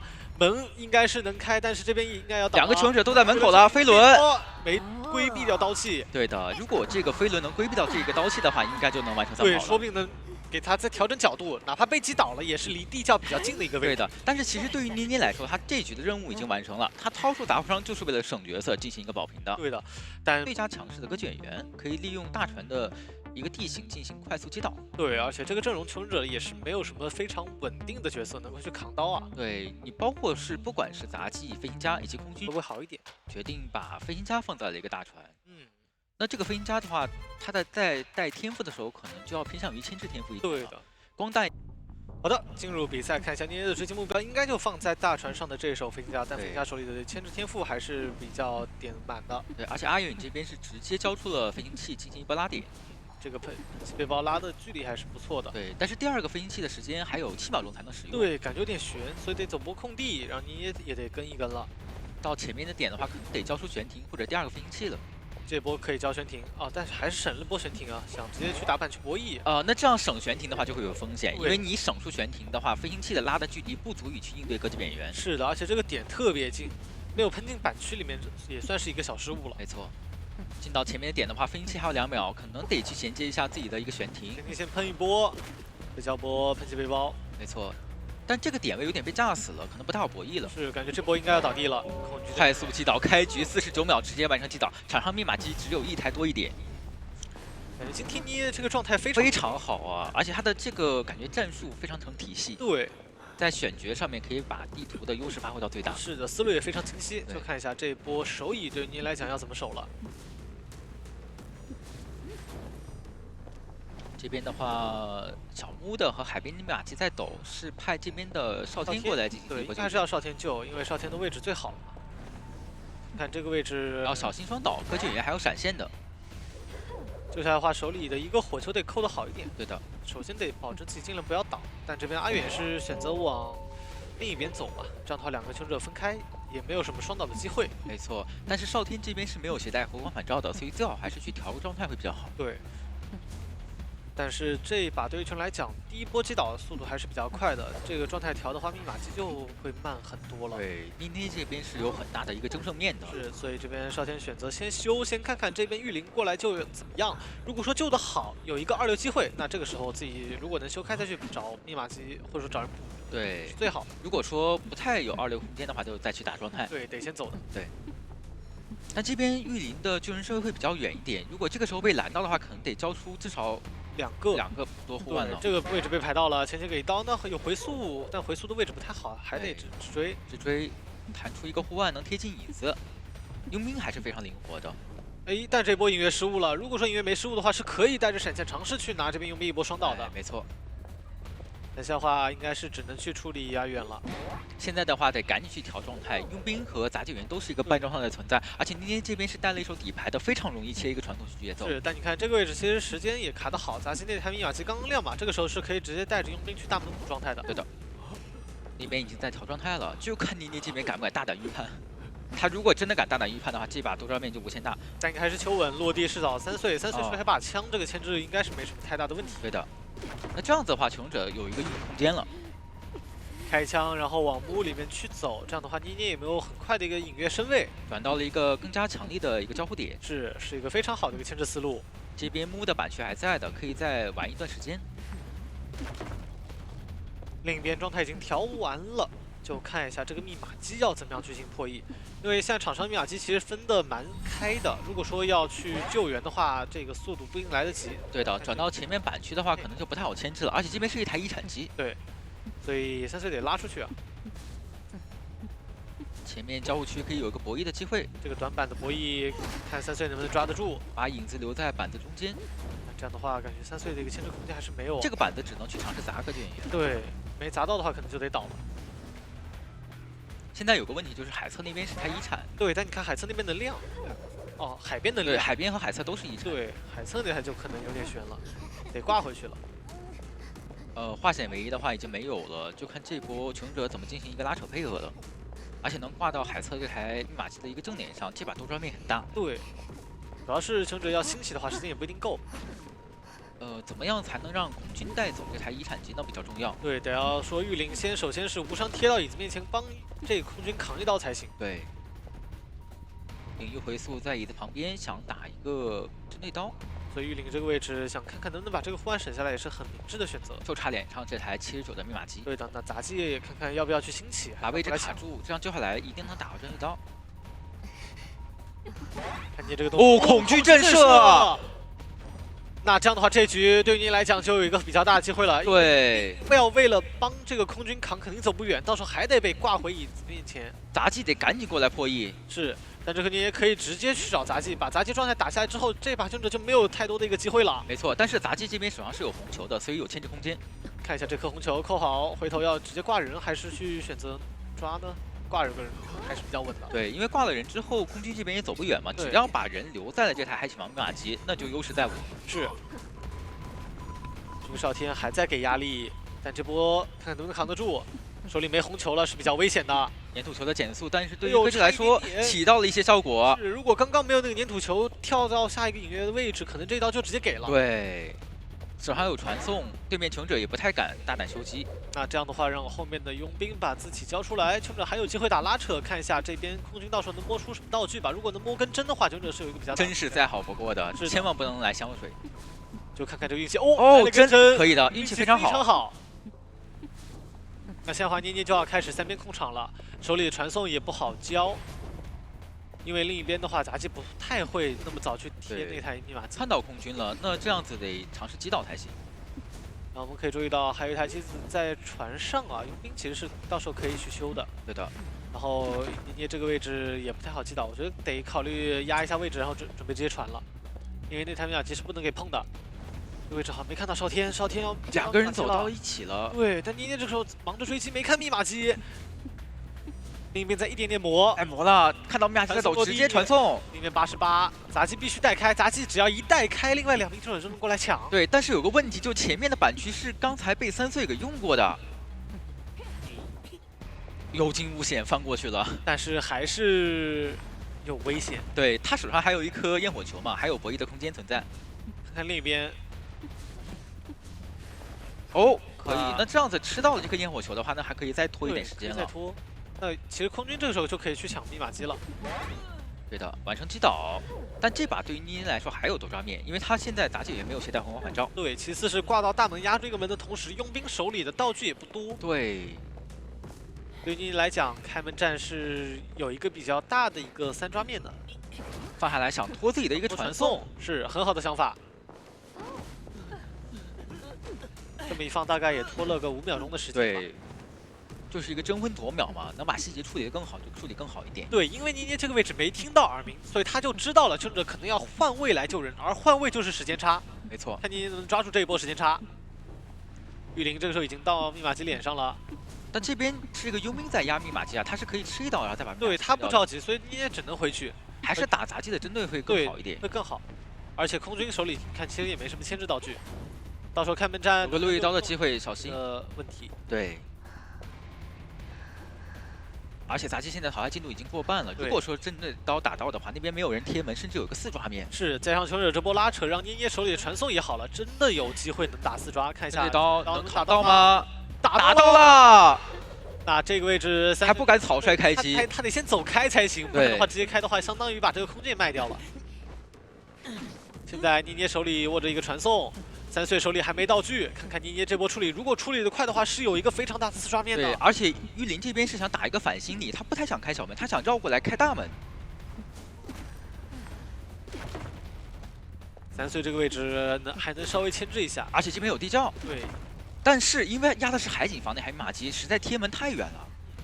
这波应该是要倒地，然后捏捏看起来要不要传送吧？传送小门的话是没有人的。对，想了一下，先稳健为主。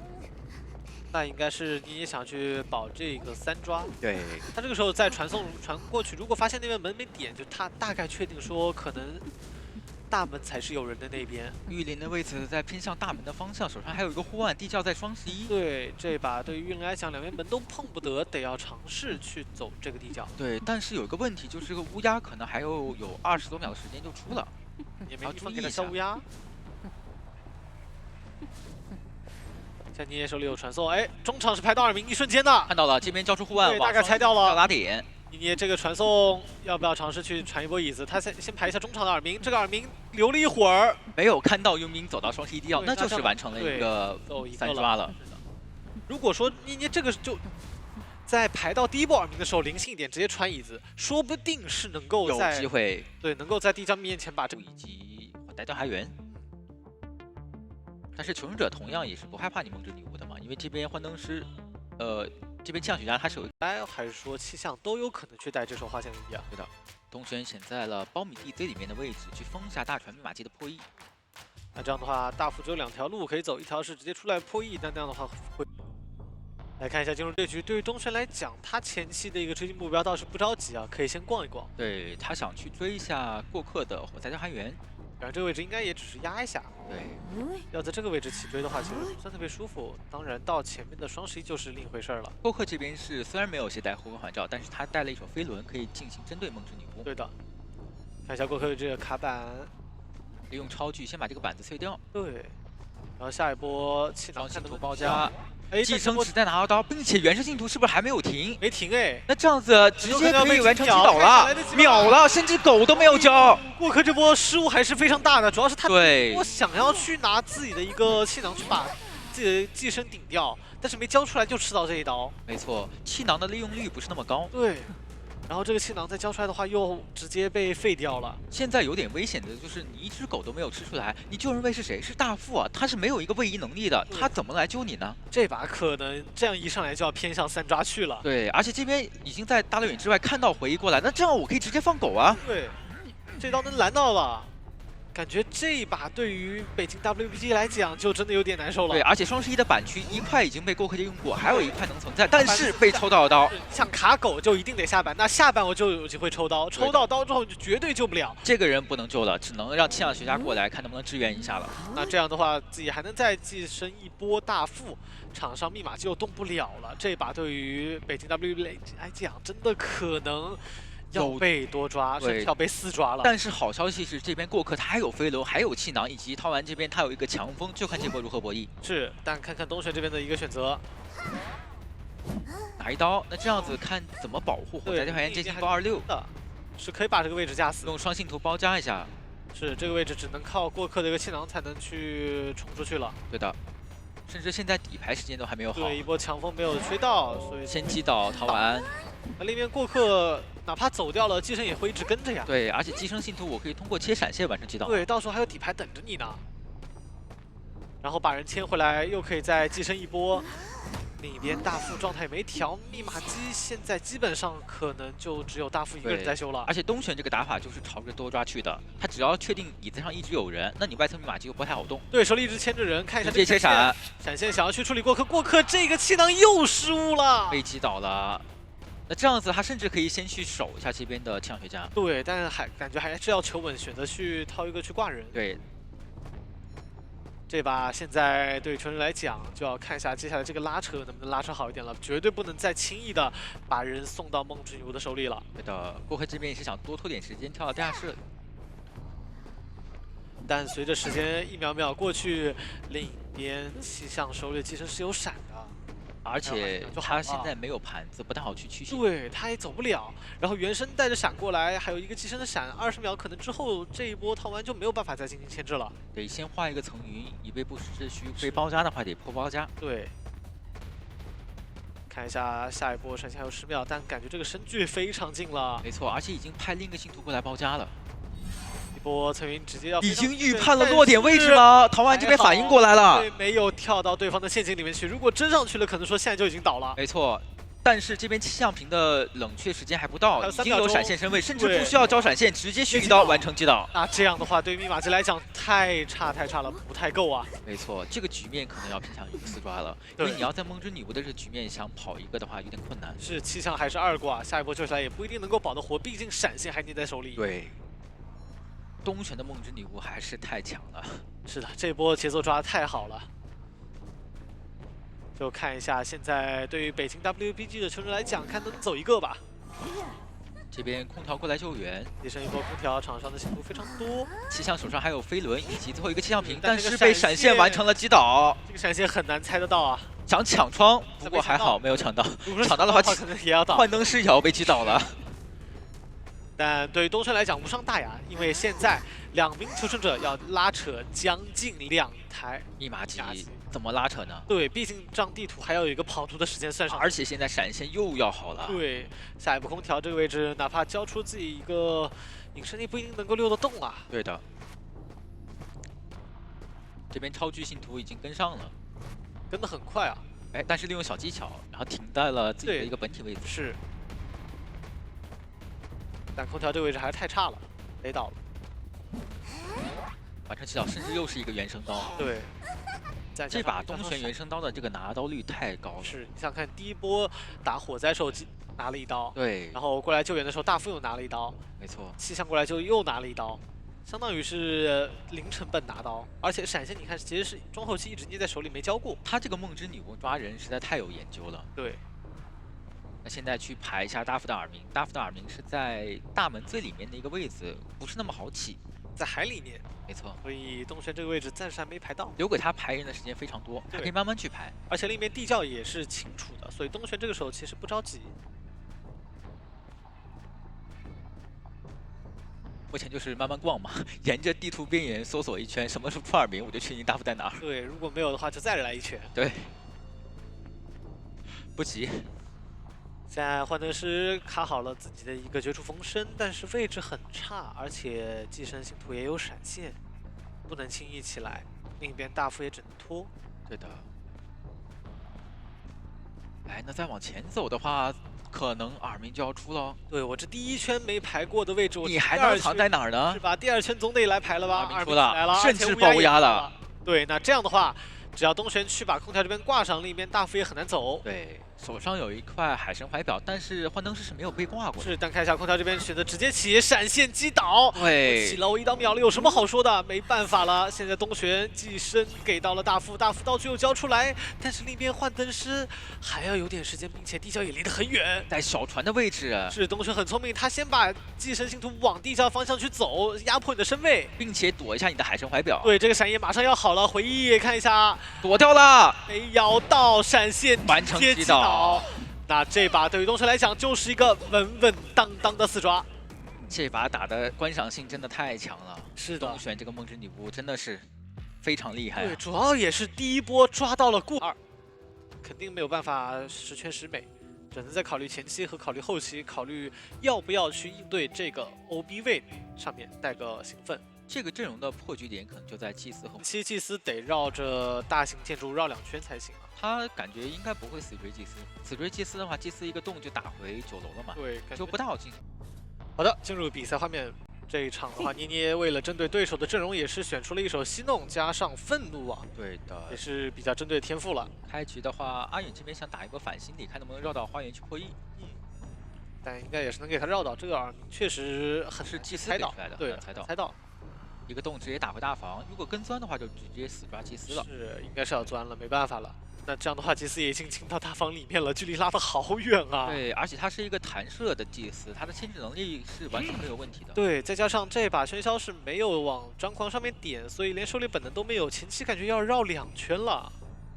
哎，这波的话再尝试转回一下大房的一个长板，距离真的非常远。但好在说妮妮这边是带了愤怒的。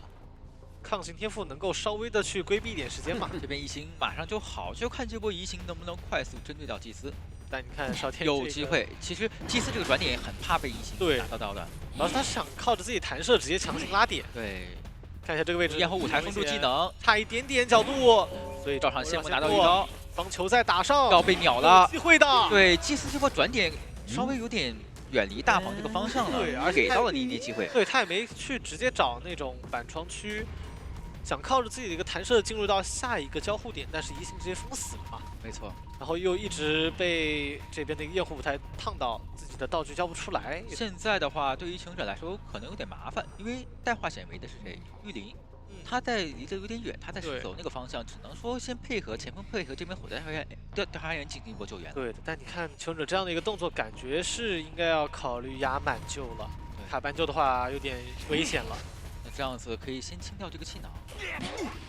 另一边玉林已经过来了，一波隐身直接贴近，搞一波无伤救援。对，这波就看君少天能不能牵制到一个比较不错的位置了。应该是要考虑去这边打个洞去中场，对，不然的话前锋要来的话有点太远了。但是焰火台又扛住，最好还是去找一下前锋的一个 OB， 这样子才能把这个角色的优势给打出来。是捏捏这边非常聪明，一直在用焰火台卡住你的位置，不让你去主动找前锋。那这样的话让前锋来找你，时间差又打出来了。对的。 这边导到交互区，前锋有操作空间。但现在的话，难点来了，没有兴奋的喧嚣，怎么样去防这个手前锋？感觉妮妮要跟我打黏住，这一刀有机会能拿。看一下下一波绕上线木有刀了，拿到1刀。妮妮的想法应该就是我既然没有兴奋，我就直接把你前锋处理在这里，直接击倒，还差一颗黏土球。对，但是这个位置没有什么角度啊，不太好。回去要进行，但那边被摸起来了，前锋又来了，看一下一个长球非常长，能撞晕吗？撞晕了。 那这样祭司有可能会丢失视野，找不到了。对，这一颗球哪怕你点满了兴奋，也是起码8秒钟。这一波配合，穷者配合真的太好了。对，后面再摸，前面直接前锋给压力，配合的真好啊！局势直接起死回生了。是，但现在的话，前锋手里没道具，得倒地。场上密码机来到了最后1台半。对的，祭司现在可以找机会看能不能给队友起个大洞，这样子就可以避免被惊人移形。 对，通缉也通缉到魔术师，并没有通缉到少天。那少天的位置还是比较安全的。但看一下，如果说那台密码机再修一点的话，移形可能要直接落。对，那这样子看到密码机在走的话，可能要去针对一下祭司。是，先来压一下火灾的位置，但火灾手里有飞轮，烟火步台没封住，飞轮效应也没扛到，拿到这一刀，那这样可能要被击倒。对，这个位置是可以直接强抓的。气囊弹开，但距离不是不太好，很明显啊。看一下这个烟火步台能到吗？高场谢幕直接击倒。击倒。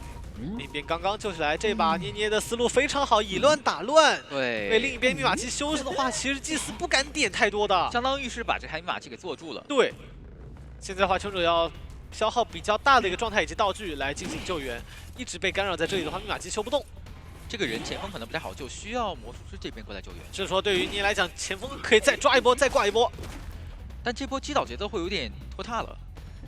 想想看，捏捏另一边祭司一直在点，捏捏这个时候会不会考虑直接移行过去呢？没有看远的密码机，对，好像没注意到。那另一边祭司不能给他点的，得看到移了。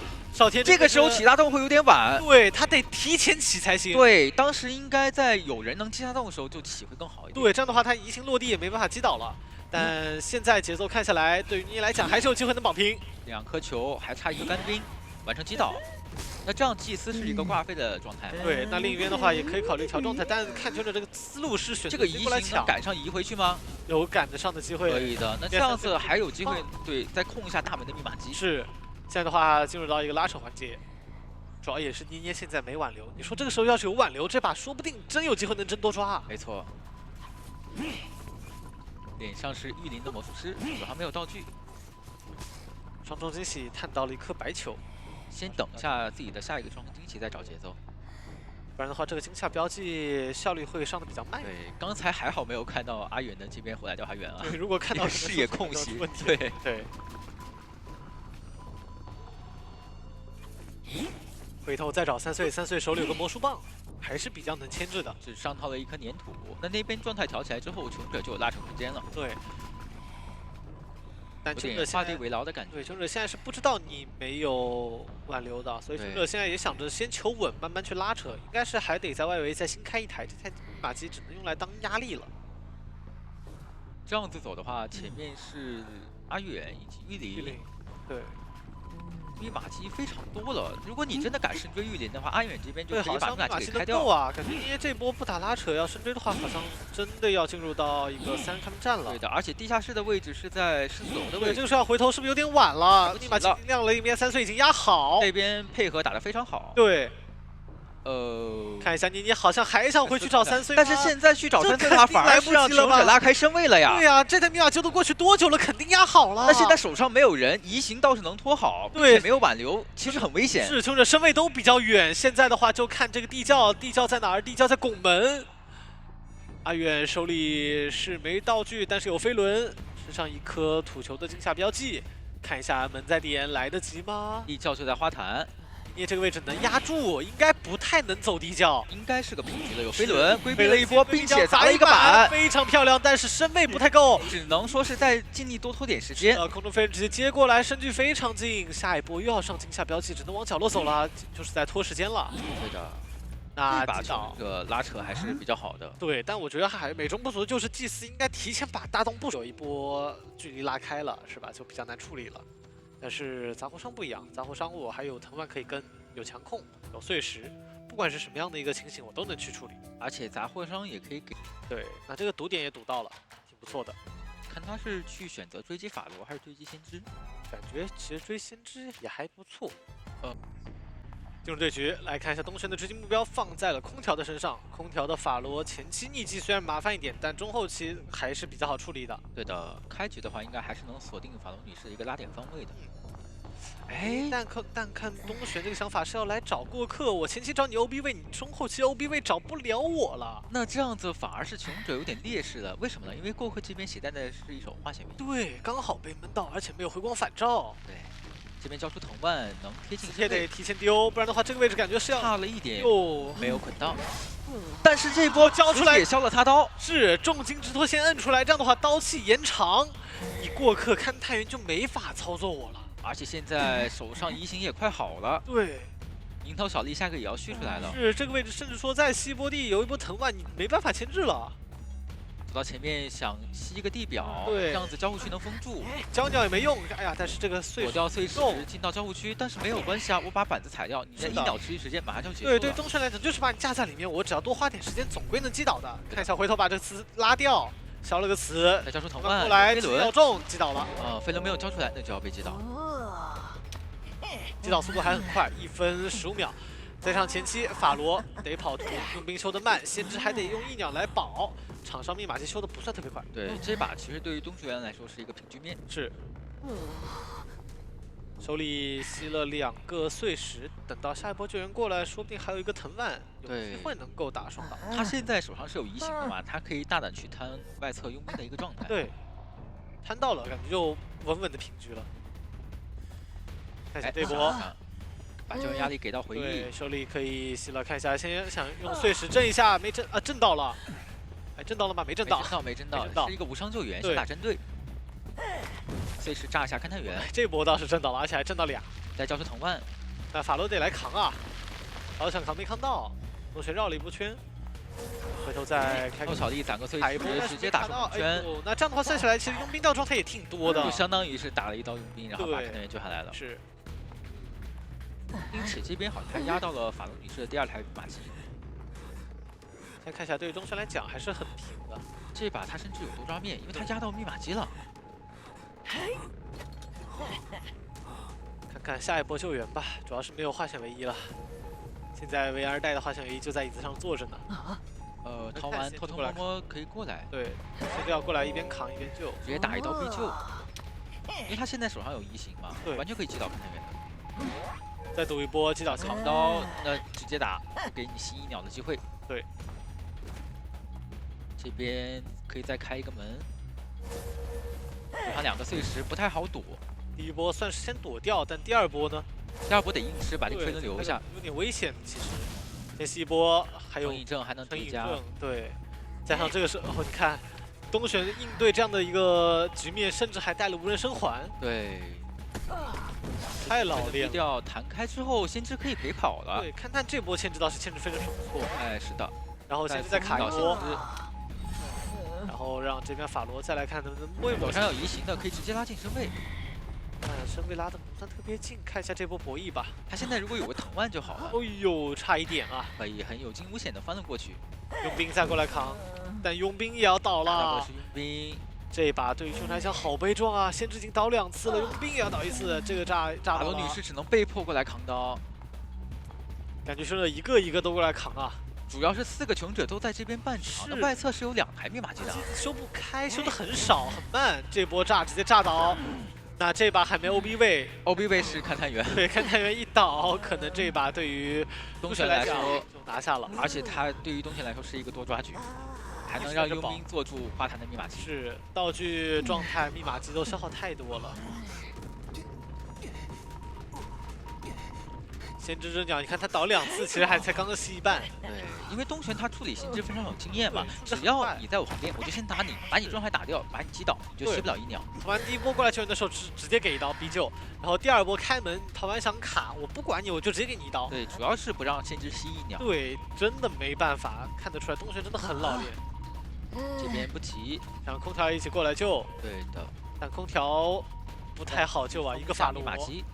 一个法罗女士真的不太好救，而且这边恐惧震慑了，甚至是刚好摸椅子的那一刻。对，东玄这波卡的实在是太好了，心理博弈，波碎石碎鸟，手里还有自己的一个重金之托，续刀直接击倒，震慑，完成4抓。这把对于东玄来说，真的可以说真的是拿捏太稳了。东玄他真的是越打状态越火热啊。对的，那么让我们恭喜朱雀获得本场比赛的胜利，拿到了奖票。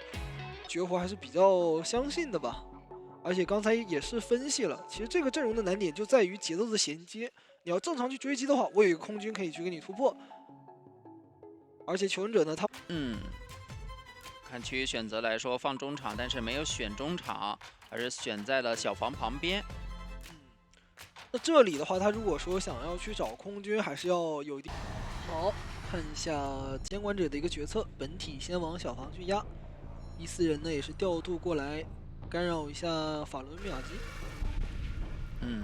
那看一下这一波激素空军应该就要弃追了。是的，感觉的话就是求生者这边也是比较的自信，空军没有选择去躲嘛，直接站出来去担任第1波的一个牵制压力了。是的，求开局的话锁的也不是大防密码机，是想着离那么远，你跑过来也需要时间，所以能抢一点是一点。所以你看左边密码机都有进度了。对，这里的话也是尽可能的去干扰。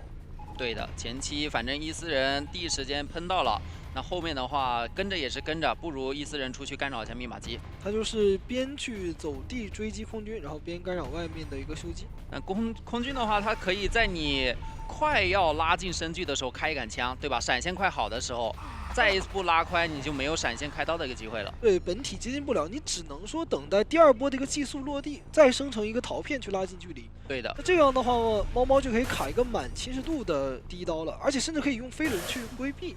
隔窗刀药喷到了，这波也是很细节。受伤加速能拉开，那闪现还得晚一点交。其实这一波常规的一个处理方法，更多是我伊斯人不喷，先闪现看能不能把飞轮骗出来，去开一刀以后，再伊斯人给他喷回来。是他其实这里有点亏节奏了，是你的一波技术就等于一个拉近距离的方法嘛。嗯，那第二波技术拿到第一刀，你这个闪现的身距是没有的。对啊，而且空军他会选择一直的一个大拉点。想要去传过头了，歪了一点儿。那这样空军更是跑得越来越远，现在还不好寄宿空军。这样把自己的节奏给断了一下，要直接开局击控场了，逼出了大副的一个怀表。但是空军感觉这边也是非常的，怎么说呢？第3波技术了，勇敢，就是他直接就站出来，在你有闪现，我半状态哪个情况下，我还想修机，想操作交这个飞轮预判闪现。对，但闪现的话，这个时候可以去考虑交了。是。那击倒时间已经来到了2分10秒，密码机的话是接近3台多，接近3台半的一个进度吧。对于求生来讲的话，是完全可以接受的。而且外面有2个化险为夷，监管者这边呢，只能说我看能不能去利用伊森的一个控场，减缓一下你的破译速度了。对的。法洛也是提前的撒手，让你没有办法去落陶片。它的一个机制的话，它是可以考虑来回的2台机子修嘛。是的。这样的话，看一下飞行家这个救人，选择直接打，稳稳救下来。对的。那2阶是有了，这边空军的一个26空间应该是不大。是，应该是让出来，让飞行家去修台新的，然后大副去补飞行家第1台。主要还是这个破译的速度可能有点管不住了。对。对监管者来讲的话，因为他现在就比较忙，我得同时去挂人，然后干扰一下最后的2台密码机。如果是卡到最满，空军自己又有一个耐做的情况下，密码机是有可能够的。对，所以对于星月来说，他可能要先来最后1台先站一站，再把伊斯人拉回来，本体过去。应该可以先考虑先传过去了，然后等2阶回来再去秒这个空军，这样这个思路是对的。不然的话，他放外面2个人在修机的话，这个密码机是能压好的。是的。那这里的话，赶紧选择把空军给掏下来，趁机偷了。那上2楼有一个卡陶片的机会，但是反正这个2阶是最关键的，一定是不能空。现在先把技术给交了，那这个2阶落地的一个机会就没有了。是，能不能去走路压制到一些身位就很关键了。这个时候就看队友的一个爆舔了。对，猫这边的话也是赶紧跳下来喷一口，96的一个侵蚀度。怎么说，身距的话还是比较远，现在逐渐在接近密码机。密码机已经压好了，这里可以主动看满，把侵蚀度清空的情况下去开这个密码机。对，还是修的有点太快了。 4人开门战手上还没有闪，伊斯人也没有提前去排布好，对，没有开门战做准备。而且外面他是可以让法罗来吃你这个压力的。对于星爷来讲的话，这个局势就比较的困难了，看看他能不能去把握住机会吧。闪现还有10秒钟的一个冷却。但现在他甚至找不到闪现追击的一个目标，把2阶给用掉了，门口没有看到人，选择再回来找这个法罗。但法罗隐着身，你这个闪现还真不敢随便交。是的，再交一个翻窗，但是门口有个人偷偷过来了，有没有发现？发现了，梦露的位置被吸引过来了。是，但梦露道具也很丰富啊，这里悬停背包都还在。 求生就是要不停的去拉扯你，让你呢东转转西转转，然后你这个挽留时间一过，他们就要发力了。是，尤其你像梦露，他现在道具这么多的一个情况下，是最适合扛压的。有背包，有飞轮，还有一个悬停，包括大副这里还有一个怀表。是的，空军只需要把自己藏起来就行了。其实真的，目前打到这个节奏，啊，理性来讲，我们就是留一个交闪现，因为你这个时候再想去摊，等下挽留结束了，可能要面临的不只是3炮了。 对，可能一个都留不住。对，所以说要看一下他现在能不能去拉回来，不要去贪了。等不及了，一个2阶落地想来抓梦露，但是梦露这里反应很快，第一时间背包就交出来了。那还在手上，背包交出来，冷却时间，但是有一个飞轮可以去操作这个闪现，直接交了。想预判，还好，这边的话是没有被这个飞轮躲掉。空军点门，两边门应该都是能开。大副这里看到队友有悬停，要不要考虑拖完挽留过来试一波？挽留之后还有7秒钟，感觉是可以尝试的。如果想做的话，这波已经寄宿过大副了。对，而且他把这个自己的身位控的离椅子很远，救下来完全可以无伤救啊！来得及去进板吗？再交个悬停背包也可以。他直接一个大喷好像来不及了，追不上了。另外一个门开了，法罗可以过来想要去拦截一下。那梦露现在得回头，手上是没有2阶的。没有2阶，看一下要不要过来扛刀呢？大副感觉是可以来，但他想考虑的是先去拆掉门口的陶片，让梦露自己牵制。主要你扛艾维的刀，可能给到他1-4人寄宿的一个机会。没错，那被架了这个板区应该是走不掉了，是很困难了。其实他刚才他有自己的一个大喷悬停的时候，还是非常有机会的，但2楼那个陶片是很关键，不然的话真的是有点留不住了。他也可以尝试冲一冲，因为前面法罗就在前面接应他。对，其实可以，就是看能不能让法罗挡一刀嘛。是，试一试呗。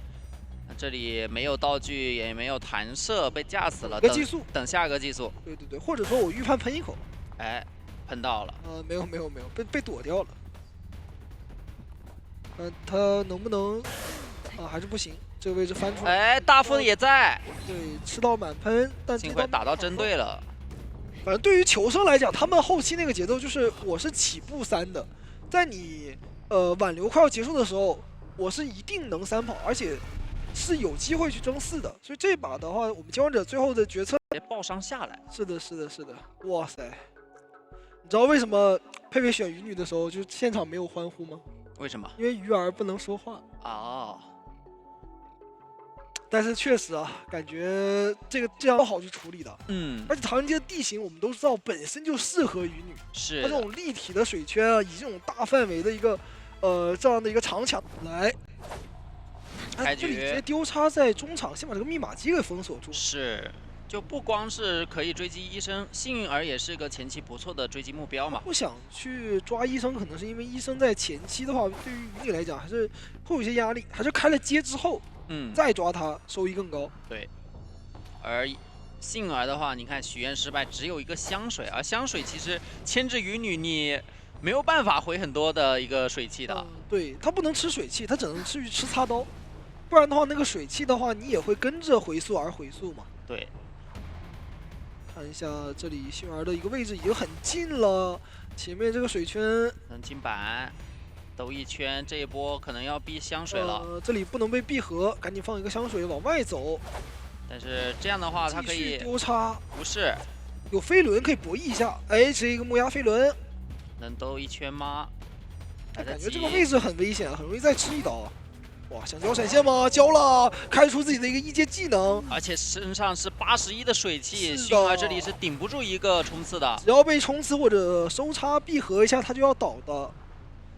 不过现在水汽也是逐渐的往下掉了，但包过来以后只有一个小短板给他玩，想造一个反弹，但是这个位置一直没有收叉，那现在还是一个高移速的状态，博弈一下恐惧震慑，这把还可以迅速的去解锁到自己的2阶啊。但密码机的话其实也不错了，因为已经来到了1分半的时间，接近3台了。但对于监管者来讲的话，鱼女她毕竟是一个手椅监管。你这个救人的压力还是很大，是看手椅环节能不能创造一点节奏出来。最好还是让木偶师来救，毕竟木偶师的救人会更稳健一点。对的，他一个路易的话是可以强掏的，也不怕你一个水源的配合。是的，直接交路易，要不要直接掏？预判一手没有打到震慑，还给到26空间了，这波救人其实挺赚的。但鱼女现在手上有2个冲刺啊，你想26也是比较难啊。幸运儿没道具确实是溜不了了。对，再加上他本身也不是很怕野人的 OB， 怪不得一上来要搬那么多 OB 位呢，懂了，对吧？把这弓箭手什么的这种事得给你按，你这个人你 OB 不下来呀。确实。主要是只要保平就够的情况下，拿个自己的个绝活，特别的理想。后面也省下了天王角色。对你现在你这个救人就很难救了，而且鱼女的话，她这把不需要多抓。我用鱼女来保平很舒服，地图合适，阵容也合适。对，求生者也已经完成了前3台的个破亿，最后2台都在破亿了，所以说现在是求生者最希望见到的情况。只要压满化险为夷套下来是有可能密码机够的，但问题是怎么样安全的套向这个化险为夷的？确实，这样野人直接撞一下，但是他下出身上水汽很多了，这能救吗？能救！狮子告诉你，其他救人位做不到的，我可以。是，那这个位置的话，虽然这个飞轮交出来，但是水圈还是包住了，而且他没有回光返照，所以说密码机也不够。对，密码机差20。哇，狮子这手博弈真的是有点刀尖舔血啊！他是赌上了有多抓的可能来救的这一波人，万一没救下来，自己还要被续上节奏。对，他就可能是一个多抓，因为他们其实外面回光返照的一个位置不多，只有野人跟医生有。直接来到开门站，门已经在点了，但是周末的一个位置有点远，不过他可以去考虑走地窖，离门很近，贴门了开门站，所以这一波有机会把门点开啊！野人这边还可以挡一刀，但要3跑，木石那边应该是他走地窖这个3线，哇，极限距离，野人靠近右手边的一个位置，没有去挡到这一刀。但野人的话得来 OB， 能撞吗？得 OB， 这边极限距离预判的一个撞远到了，爬出去了，木石有路易，漂亮，完成了一个3跑。哎，还有一个会是谁？还有一个叫博士。对，有棉阵的话，你别说这2个监管都能拿。是的，就是蜡像师的话，他是天生就是不怕你 OB 的，对吧？你越陪跑，我越喜欢，是一个顺秒啊。那看局选择是选在红蝶和监管者能快速进入追击吧。是的，因为这个选点的话，他们是想把宙斯给掩护一下了。但好看一下他的追击目标，这里是没有选择去找墓地的古董商，而是直接奔着独洞外这边的一个教授的方向来了。封一下中场密码机，来找教授，就看谁更能骗了。对吧？但是我这边完全直接92的蜡，第一波直接消掉，但是上蜡速度还在。对啊，我就可以硬给你灌蜡嘛，因为你的 CD 是完全跟不上的，直接2波满蜡拿到第一刀，太快了！开局30秒不到呀！而且这个位置只能绕啊，不能下板，下板可能就被架死了。我感觉这蜡像师真的是开着火车一样撞过来了。直接在10秒，哇，15秒直接击倒，44秒的一个时间，夸张。浪是说我当减速带呢，这教授直接撵过去。是的，那这样的话还干扰到中场以及红蝶河这边那个密码机，2台都能封。你现在这个化险为夷的话，你最好也是把它去拉到一个假门的位置了。是。至少不要干扰密码机了。对，因为打蜡像师的话，你是不存在什么 OB 位拖时间的，对吧？你只能说去，化险为夷把它带走，或者倒个脚气球上去操作一下，或许有机会。但是这样的话，一旦给他开到2阶会更难打。是。那现在鳞片也交不出来，直接出刀了。即使弹到刀了，那大空地接下来上个蜡。对的，还是要倒。还是要倒。哇，开个2阶，第2刀1分30秒把自己的2阶再开出来。那你下一波古董上的救人压力也很大。对，马尾干脆就要不贴过去算了。哎，但他现在在红蝶河，他不能来救了。不来的话，那就卖了，干脆就卖了。这个位置的话，你没有化险为夷，救人大概率双倒，根本进不了板窗，进了板窗也是身上高蜡状态了。对。而且只有飞轮的人能来救，你没有飞轮的话，你大概率是救不下来。在脸上摸，等于是分担了一下压力。古董商一个车帮忙挡一下蜡，要过来吧？上这个位置过来的话，还是大概率救不下来，而且很难去自己活呀。真的要救吗？道都到这儿了，咒术也来，咒术也来了，那可以2个人一起直接开火了，谁挡谁死。给圈是给圈，但是卖了。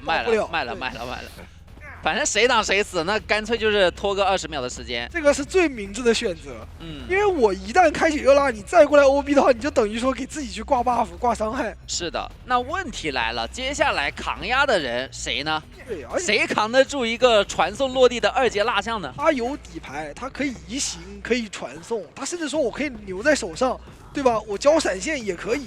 技能他是没逼出来啊。对，所以说现在只要底牌亮着，求生者这里3个人都不太敢修，但早晚得修。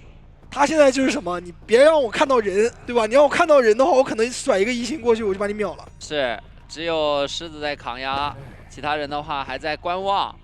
大副的话，毕竟有怀表可以修一下。嗯。边捏蜡绕到了，光直接逮到磊磊的一个位置很近，这边直接上到80拉，飞轮也被骗出来，隔墙，有了有了，点燃，哇，还想省一个闪，刚刚这个闪都不交，他得卡视野回头去交一个3层猴啊。是，但是大空地的话，人家会控距离啊，被拉扯了，那没办法，只能中场这台密码机一直可以控，接下来没有化成唯一，基本上是活不了人的。第2波的时候再去叫这个大猴，秒救，然后3层猴。但是其实浪士也不怕你，你猴了之后你还是拉不开。可以换抓古董吧？可以可以。对啊，这是2阶了，你打我身上满蜡，你走不了啊！骗飞轮，飞轮太细了。他以为古董飞轮化险为夷，而且只要把人挂在这里，中场台密码机等于0%，这辈子都开不了。是你外面等于是现在是差2个整台。嗯。就是完全不夸张，你这个密码机80多也好，70多也罢，对吧？哪怕你修到90，失常哦，致命一脚，太稳了吧！永远差1台，我的天哪！就给你哪怕有一波活了以后，就把中场抢亮，把密码机修够的最后希望给一脚踹没了。对对对，感觉就是这边求生者刚燃起一个小火苗，配备那边整个一盆冷水泼过去，彻底浇灭了。是。那这样的话，感觉古董也得卖啊，就看能不能跑一个了，这都不是能不能保平的问题了。对，现在的话，这个局势只能奔着走一去打，就把这个中场密码机留着，然后大副把古董卖了，最后去打拉扯，但这还是个3连。卡满想来救，S 版这边都不太好修，把古董的道具再消耗一下，但是真能救下来吗？得摇表救，得摇表救，对，不然的话要救不下来了。那一直喷，野火了。喷出来，队员在卡，看针对刀，不了刀了呀！等下你大副倒地了，古董伤怎么办呢？又是火辣，又跟火辣，不能打，不能砸，站在板子里，我的天！真就大运，人形大运，真的是无可奈何。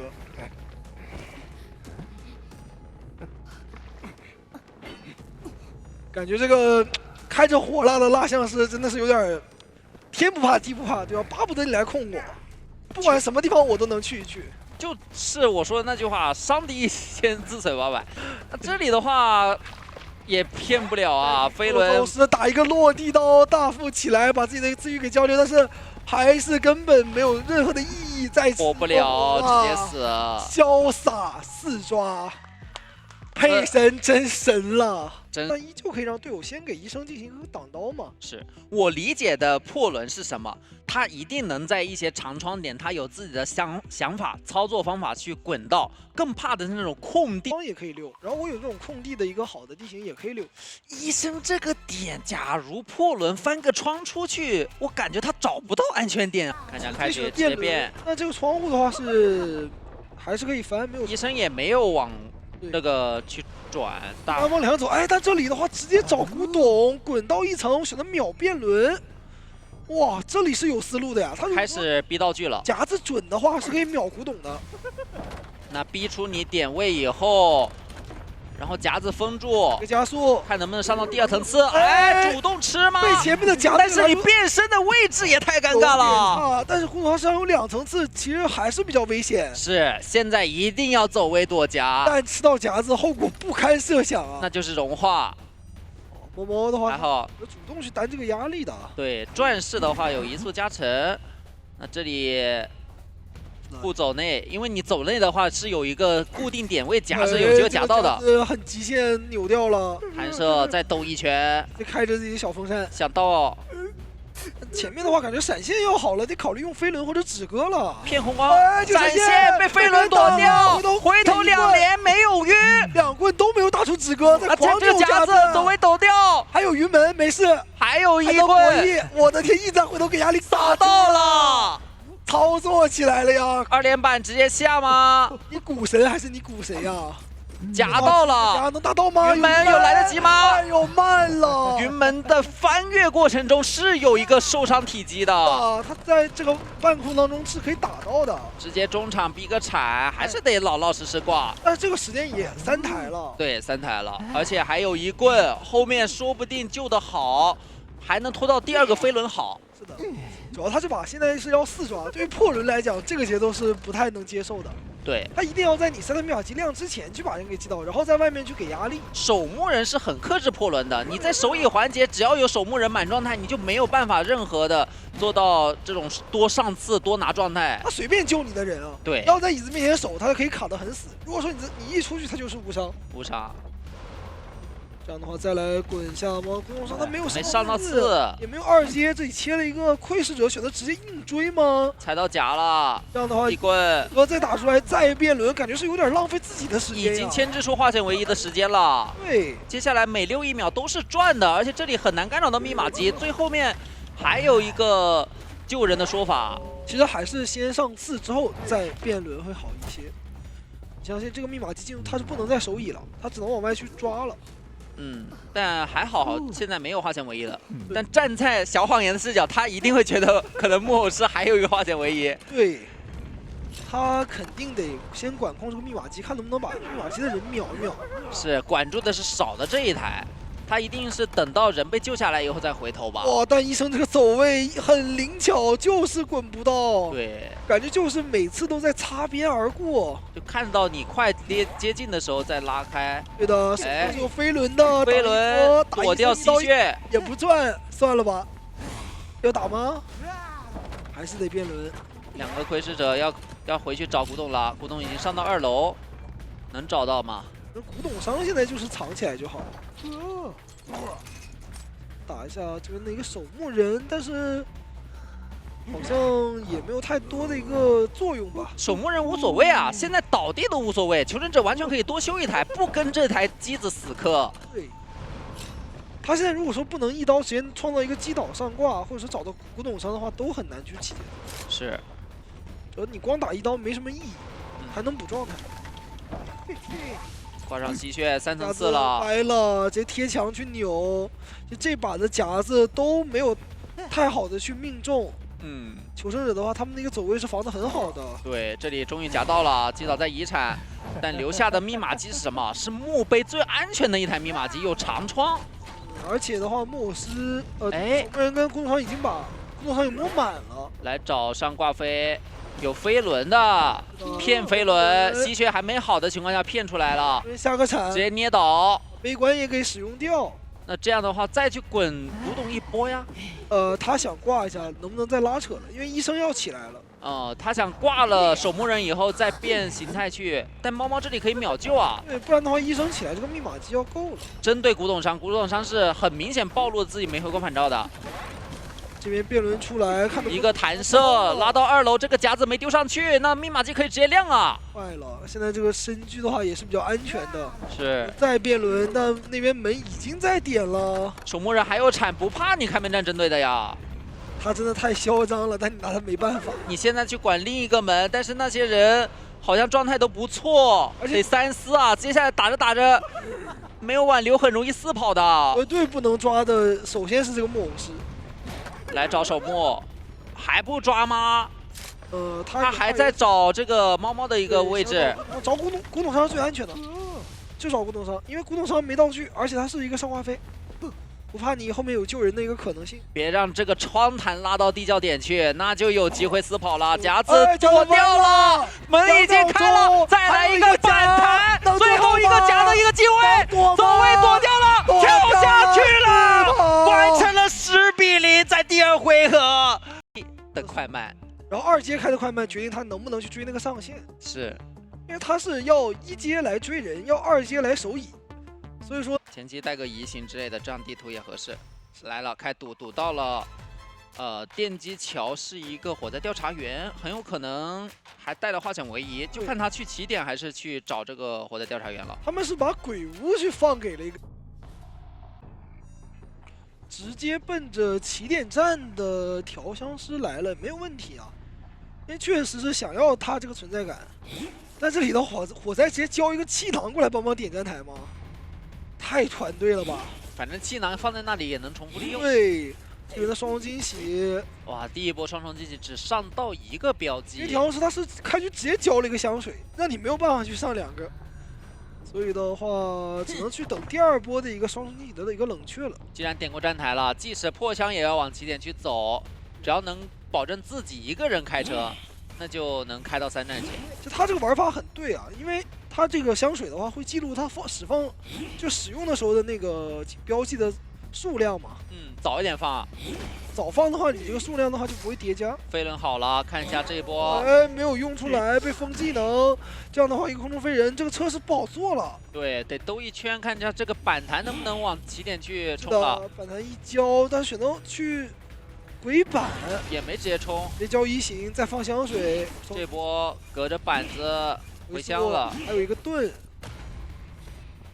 这个飞轮得交出来了，漂亮，掉了伤害，可能再去等你一波上球，可以直接往角落走了，感觉。是这一波，反正双重惊喜跟绕场都在冷却，感觉把监管者的这个所有的能 CD 的全都打 CD 了。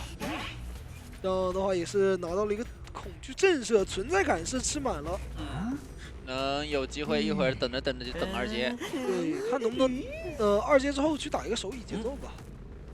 现在通缉是给到的气象，也没有给到这边的一个野人啊，野人还是可以稳定的过来的。对，感觉调香师已经没有道具了，只救一波的。本来就只有一个化险为夷，就卡满救吧。确实，主要是这张大地图我也没有必要再去救第2波嘛。调动队友修机呢，还不如说直接把它卖掉。哦，这里过半直接杀出来，李宝这里提成状态，移速很快。这个移速的话，你想靠双惊喜给我上球还是比较难。对，而且等他到椅子面前，他还有一个飞轮的说法，甚至于说这把是可以去搏一搏能不能无伤救的。就至少这个飞轮在能不双倒。哇，这个野性伙伴持续时间很久，第一波上对直接冲过来了，而且再交一个冲撞，这样的话落地想打一刀野人。想他双倒，但是的话被走位扭开了，还有飞轮抵掉了，刀了。小野这一波啥也没捞到，调师还跑起点站去了。是，就看这个化险为夷能不能拖过去，不会还给坐个车吧？应该坐不了车吧？这里还有一段空中飞人，其实他就不管硬坐就行。是的，这边的话2层球打倒还行，一旦让他坐上车，那这局就糟了。光车上就能拖25秒时间。是的。哪怕我跟上去了，我这把的节奏也会爆炸的。对，那最后把野人摸满，一次过来找人，要续节奏，看能不能秒脸上的火灾。放一个气囊，然后直接飞过来，没有问题。2段冲，火灾还是很危险的。最后一台已经在破亿了，哇，飞轮挡掉。这一把提速的飞轮真的是教科书式的，3个飞轮抵3次伤害。我是监管我队挠头，我怎么这么多飞轮啊？那这样的话带来一个气囊，也是预判到了，但是都能空中飞人跳过去啊。对的，猫是选择再把这个气囊给卡死，然后再贴角落，不让你拿刀。这样的话，再走位骗一波，下一波的双惊喜，但是还有第2段能躲吗？应该躲不掉了。哇，还能躲，但最后呢还是击倒在2楼，有地下室。我说实话，他们可以卖，直接卖，跑1我直接结束了。就只要这个密码机一亮，起点一站。对，终点一站，我还有个野人。是的，现在就是属于说是一个队友我都不要啊，只要一个人就行了。对吧？我们4个人里面，你们3个都可以走，是都可以就是留在这里，我一个人走就行。你看起点直接贴好，直接点，然后必须得管我野人，你管我野人，我气上去走门。是我野人一听到有耳鸣啊，不是有心跳，我直接就是一个骑乘。是的，直接就策马奔腾了，现在是。必须是拉进生计以后，双重惊喜能上2个色才有机会击倒，不然他的一个速度跑的就不比你慢。打不掉呀，有挽留，但是这个移速太快了。而且他这把是没有底牌的，只有一个移形去终点门也不够呀。是呀，那野人直接往角落带了，知道你这边是张狂加挽留的，移速很快，这还击不倒呢。左扭右扭，一个虚刀，甚至还有飞轮角落，怎么办？就往你脸上走，面对面。飞轮没有消掉，但是你打不到。另一边已经逃出了一个人，对的，虽然拿下一个3抓，但是还是不够。对，也是。恭喜！直接恭喜 T1速了，拿下了本场比赛的一个胜利啊，也是拿到了我们今天的最后一张门票。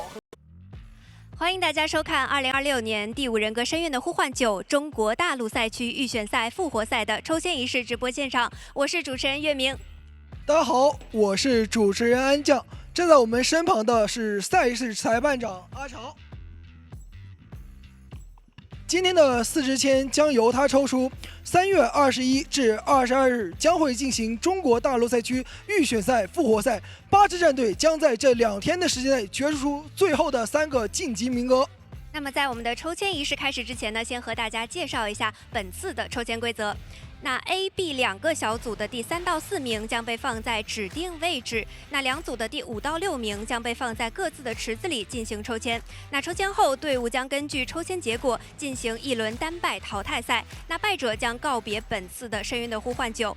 获胜的4个队伍将继续进行我们的双败淘汰赛，争夺最后3个晋级名额。是的，所以说我们这个大家也是非常期待，而且非常紧张啊。每次到我们这个抽签，我相信真的就期待我们的裁判长，对吧？阿超能够来一手好签。OK 啊，那我们来一起看一下我们的晋级图。没错，那么我们一起来看一下 A 组排名第3的队伍为北京 WPG， 排名第4的队伍为 Zoo。B 组排名第3的队伍为 GW， 排名第4的队伍为 ZS Lee。这4支队伍将被我们放入指定的位置，等待 A、B 2组第5、第6的队伍进入到剩余位置。没错，其实从今天的比赛开始啊，就可以感受到大家其实是紧锣密鼓的在准备了。那我们其实后台啊，也有一些今天打的队伍没有走，在后台一直摩拳擦掌等待着。是的，是的。因为现在也是来到我们的复活赛嘛，非常的关键，对吧？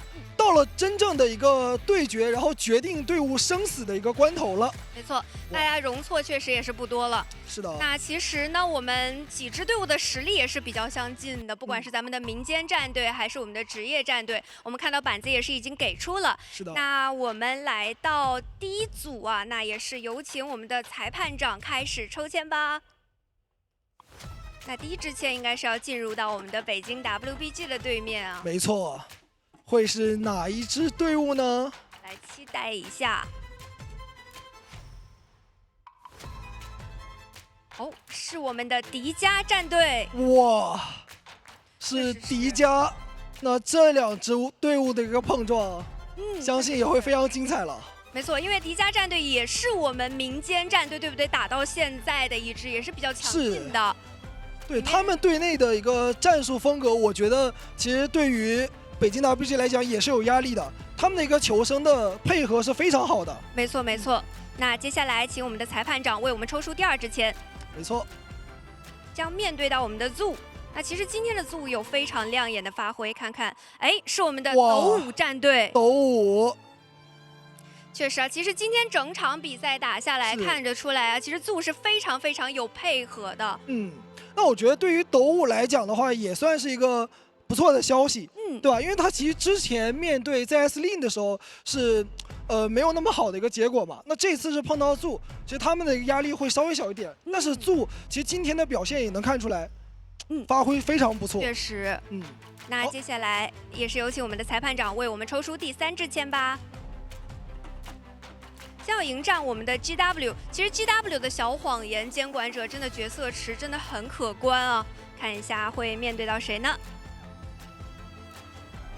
？OK， 是我们的 X Team， ，XT 后台爆发出了尖锐的爆鸣啊！欢呼啊！真的，最终还是要面临到 X Team 这支队伍。那其实两支队伍都是有压力的，对吧？因为我们都知道他们，这两支队伍的一个风格都是求生者的一个操作非常好，没错，而且自己监管都有一定的绝活，所以到时候他的一个发挥一定会非常精彩。没错，让我们一起期待。那接下来有请我们的阿潮裁判长为我们抽出最后一支签吧。那其实现在的局面基本上是已经定下来了，已经知道了。没错，是我们的成都 GG 战队。成都 GG。哇，那其实对于 ZS 来讲也是一个挑战嘛。那么之前的话也是跟职业队在对抗的时候有不错的表现，但是成都 GG 他们毕竟是一支老牌强队，所以说这一场对于 ZS 来讲也是一场恶战。没错。安将老师，我发现了，咱们这一次抽签非常均匀，每一支职业战队都分到了他这个民间战队，没错，命中注定的来了。所以说，这也是我们民间队伍必须要跨越的一道坎，必须要翻越的一个大山。就我们以前老说，我们裁判长阿潮是潮神嘛，就说阿潮经常有神之一手，但是现在看来，我们这次他的每一手都是神之一手。哦，没错，确实是太均匀了。感觉大家应该也非常非常的期待。其实今天整体看下来，我们的民间战队之间也是非常有打法、非常有说法的。然后各支战队其实他们的这个实力也是非常相近的。是的，是的，就是每年最期待的环节嘛，就是我们的这些民间路人大神跟我们的职业顶尖强队进行对抗，他们的一些绝活真的是让人琢磨不透的。没错，其实，在开赛一直到现在啊，也有不少的咱们的这个民间战队打出了，对吧？不管是4抓还是4跑，咱们的这个职业战队也非常非常期待啊！是的，是的，还是有一战之力的，也对。尤其是现在这个版本，对吧？对于你的求生跟监管两边要求都很高，你既可以去配合打多跑，又可以通过你监管者的一个个人能力去拿到一个多抓。哇，来看一下我们的晋级图。我们的第一场呢会是北京 WBG 对阵到我们的迪迦，第二场由 ZS Link 对阵成都 GG。是的。那么我们的第3场由我们的 GW 对阵 X Team， 第4场由我们的 Zoo 对阵斗舞战队。没错。那你看现在这个晋级图，其实每一个小组的话，他们最后还是要面临一个什么呢？就是我前面就算打赢了，我还是要去跟另外一个胜者进行一个 PK 嘛。没错，对吧？